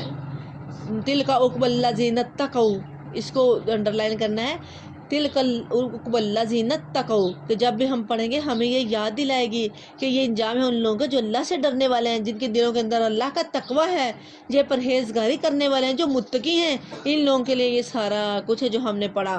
اور جو کافروں کا انجام ہے وہ تو آگ ہے، وعقبی الکافرین النار، اور کافروں کا عذاب تو انجام تو آگ ہے۔ والذین آتیناہم الکتاب یفرحون بما انزل الیک ومن الاحزاب ومن ینکر بعضہ قل انما، اے نبی صلی اللہ علیہ وسلم، جن لوگوں کو ہم نے پہلی کتاب دی تھی وہ اس کتاب سے جو ہم نے تم پر نازل کیے خوش ہیں، اور مختلف گروہوں میں کچھ لوگ ایسے بھی ہیں جو اس کی بعض باتوں کو نہیں مانتے۔ تم صاف کہہ دو کہ مجھے تو صرف اللہ کی بندگی کا حکم دیا گیا ہے اور اس سے منع کیا گیا ہے، اور کسی کو اس کے ساتھ شریک نہ ٹھہراؤ، لہٰذا میں اسی کی طرف دعوت دیتا ہوں اور اسی کی طرف میرا رجوع ہے۔ اب یہاں پہ میری پیاری بہنوں یہ جو آیت نمبر 36 ہے نا، اس میں 3 قسم کے لوگوں کا ذکر ہے۔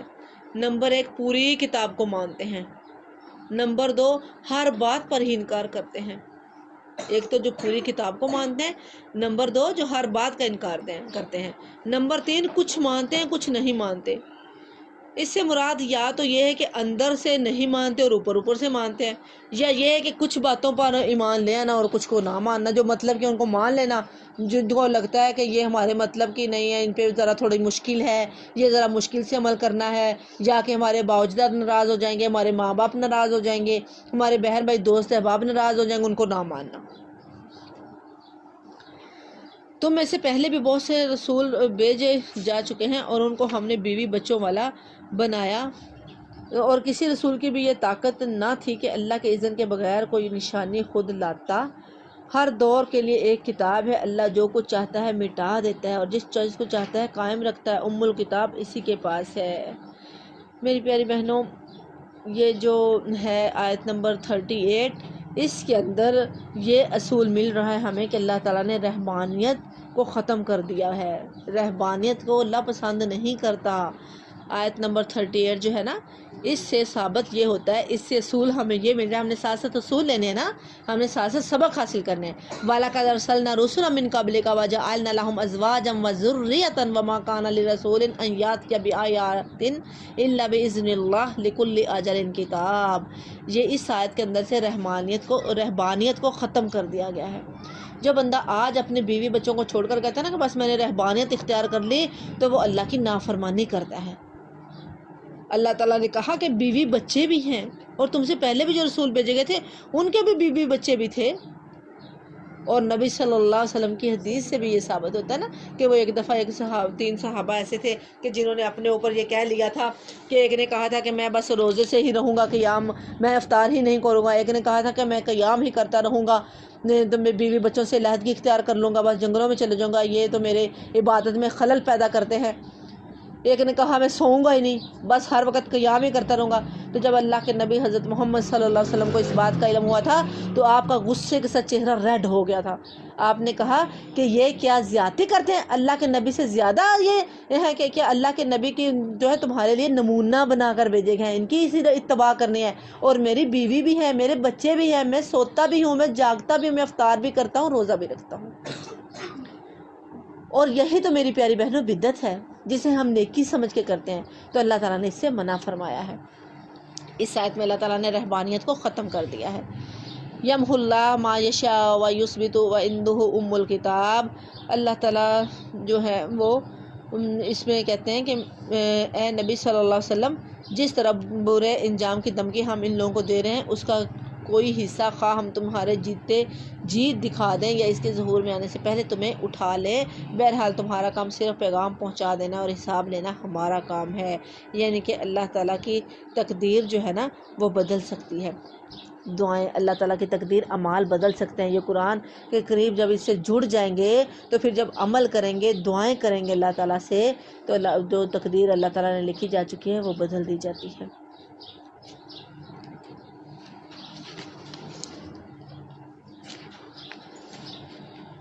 کیا یہ لوگ دیکھتے نہیں کہ ہم اس سرزمین میں چلے آ رہے ہیں اور اس کا دائرہ ہر طرف سے تنگ کرتے چلے آتے ہیں؟ اللہ حکومت کر رہا ہے، کوئی اس کے فیصلوں پر نظر ثانی کرنے والا نہیں ہے، اور اسے حساب لیتے کچھ دیر نہیں لگتی۔ اس سے پہلے جو لوگ ہو گزرے ہیں وہ بھی بڑی بڑی چالیں چل چکے ہیں، مگر اصل فیصلہ کن چال تو پوری کی پوری اللہ ہی کے ہاتھ میں ہے، وہ جانتا ہے کون کیا کچھ کمائی کر رہا ہے، اور عنقریب یہ منکرین حق دیکھ لیں گے کہ انجام کس کا بخیر ہوتا ہے۔ کہ یہاں پہ تو ہر کوئی اپنی اپنی باتیں، اپنی اپنی چالیں چلتا ہے نا، تو جو فیصلہ کن چال ہے وہ اللہ ہی کے پاس ہے، اللہ ہی کے ہاتھ میں ہے، اور عنقریب جو منکرین حق ہیں، جو حق کا انکار کرنے والے، جو اللہ کے پاس تو سب نے اکٹھا ہونا ہے، تو وہاں پہ دیکھ لیں گے کہ حق پر کون ہے، خیر کا انجام کن کا ہوتا ہے۔ یہ منکرین کہتے ہیں کہ تم خدا کے بھیجے ہوئے نہیں ہو، کہو میرے اور تمہارے درمیان اللہ کی گواہی کافی ہے، اور پھر اس شخص کی گواہی جو کتاب آسمانی کا علم رکھتا ہو۔ یعنی کہ اللہ گواہ ہے، جو کتابوں اور آسمان ہر چیز کا غیب کا علم ہے اس اللہ کو، تو اس اللہ کی گواہی جو سب کچھ جاننے والا ہے، اس کو سارا پتہ ہے، تو یہ پھر بھی انکار کرتے ہیں، تو پھر کیا ہوگا کہ ساروں نے آخر تو ایک دن اکٹھا ہونا ہے اللہ کے پاس، وہاں پر پھر فیصلہ ہو جائے گا کہ کون حق پر ہے اور کون حق پر نہیں ہے، باطل و حق کا فیصلہ تو وہاں پہ ہو جائے گا، پھر وہاں پہ یہ لوگ پچھتائیں گے۔ سبحان ربک رب العزت عما یصفون وسلام علی المرسلین والحمد للہ رب العالمین۔ اللہ سے دعا ہے کہ اللہ تعالی ہمیں صحیح معنوں میں اس سے عمل بنا دے، اور اللہ تعالیٰ صحیح معنوں میں ہمیں اس قرآن کو ہمارے لیے ہدایت اور رحمت بنا دے، اور اللہ تعالیٰ ہمیں باعمل بنا دے، جس طرح اللہ چاہتا ہے اللہ اس طرح ہمیں اپنے لیے پسند کر لے، اللہ تعالیٰ جس طرح چاہتا ہے اللہ تعالیٰ اسی طرح سے ہمیں بنا دے۔ اللہ تعالیٰ کرنے پہ قادر ہے، اللہ بنانے پہ قادر ہے، اللہ تعالیٰ ہمیں باعمل بنا دے، اور اللہ تعالیٰ ہمارا اللہ تعالیٰ ایمان پہ زندہ رکھے اور ایمان پہ خاتمہ کرے، اور اللہ تعالیٰ ہمارا جو اختتام ہے وہ صالحین میں، شہداء میں شامل فرمائے، اللہ تعالیٰ ہمیں ان کے ساتھ اکٹھا رکھے، اللہ تعالیٰ جنت میں بھی ان کا ساتھ نصیب فرمائے، اور اللہ تعالیٰ ہمیں ان کا ساتھ دنیا میں بھی اللہ تعالیٰ ہمیں ایسا بنا دے کہ ہمیں ان کا ساتھ نصیب ہو۔ ہمیشہ اللہ سے یہ دعا کیا کرو کہ یا اللہ ایمان پہ زندہ رکھنا، ایمان پہ ہی موت دینا۔ سبحان ربک رب العزت عما یصفون وما علینا الا البلاغ المبین۔ الحمد للہ۔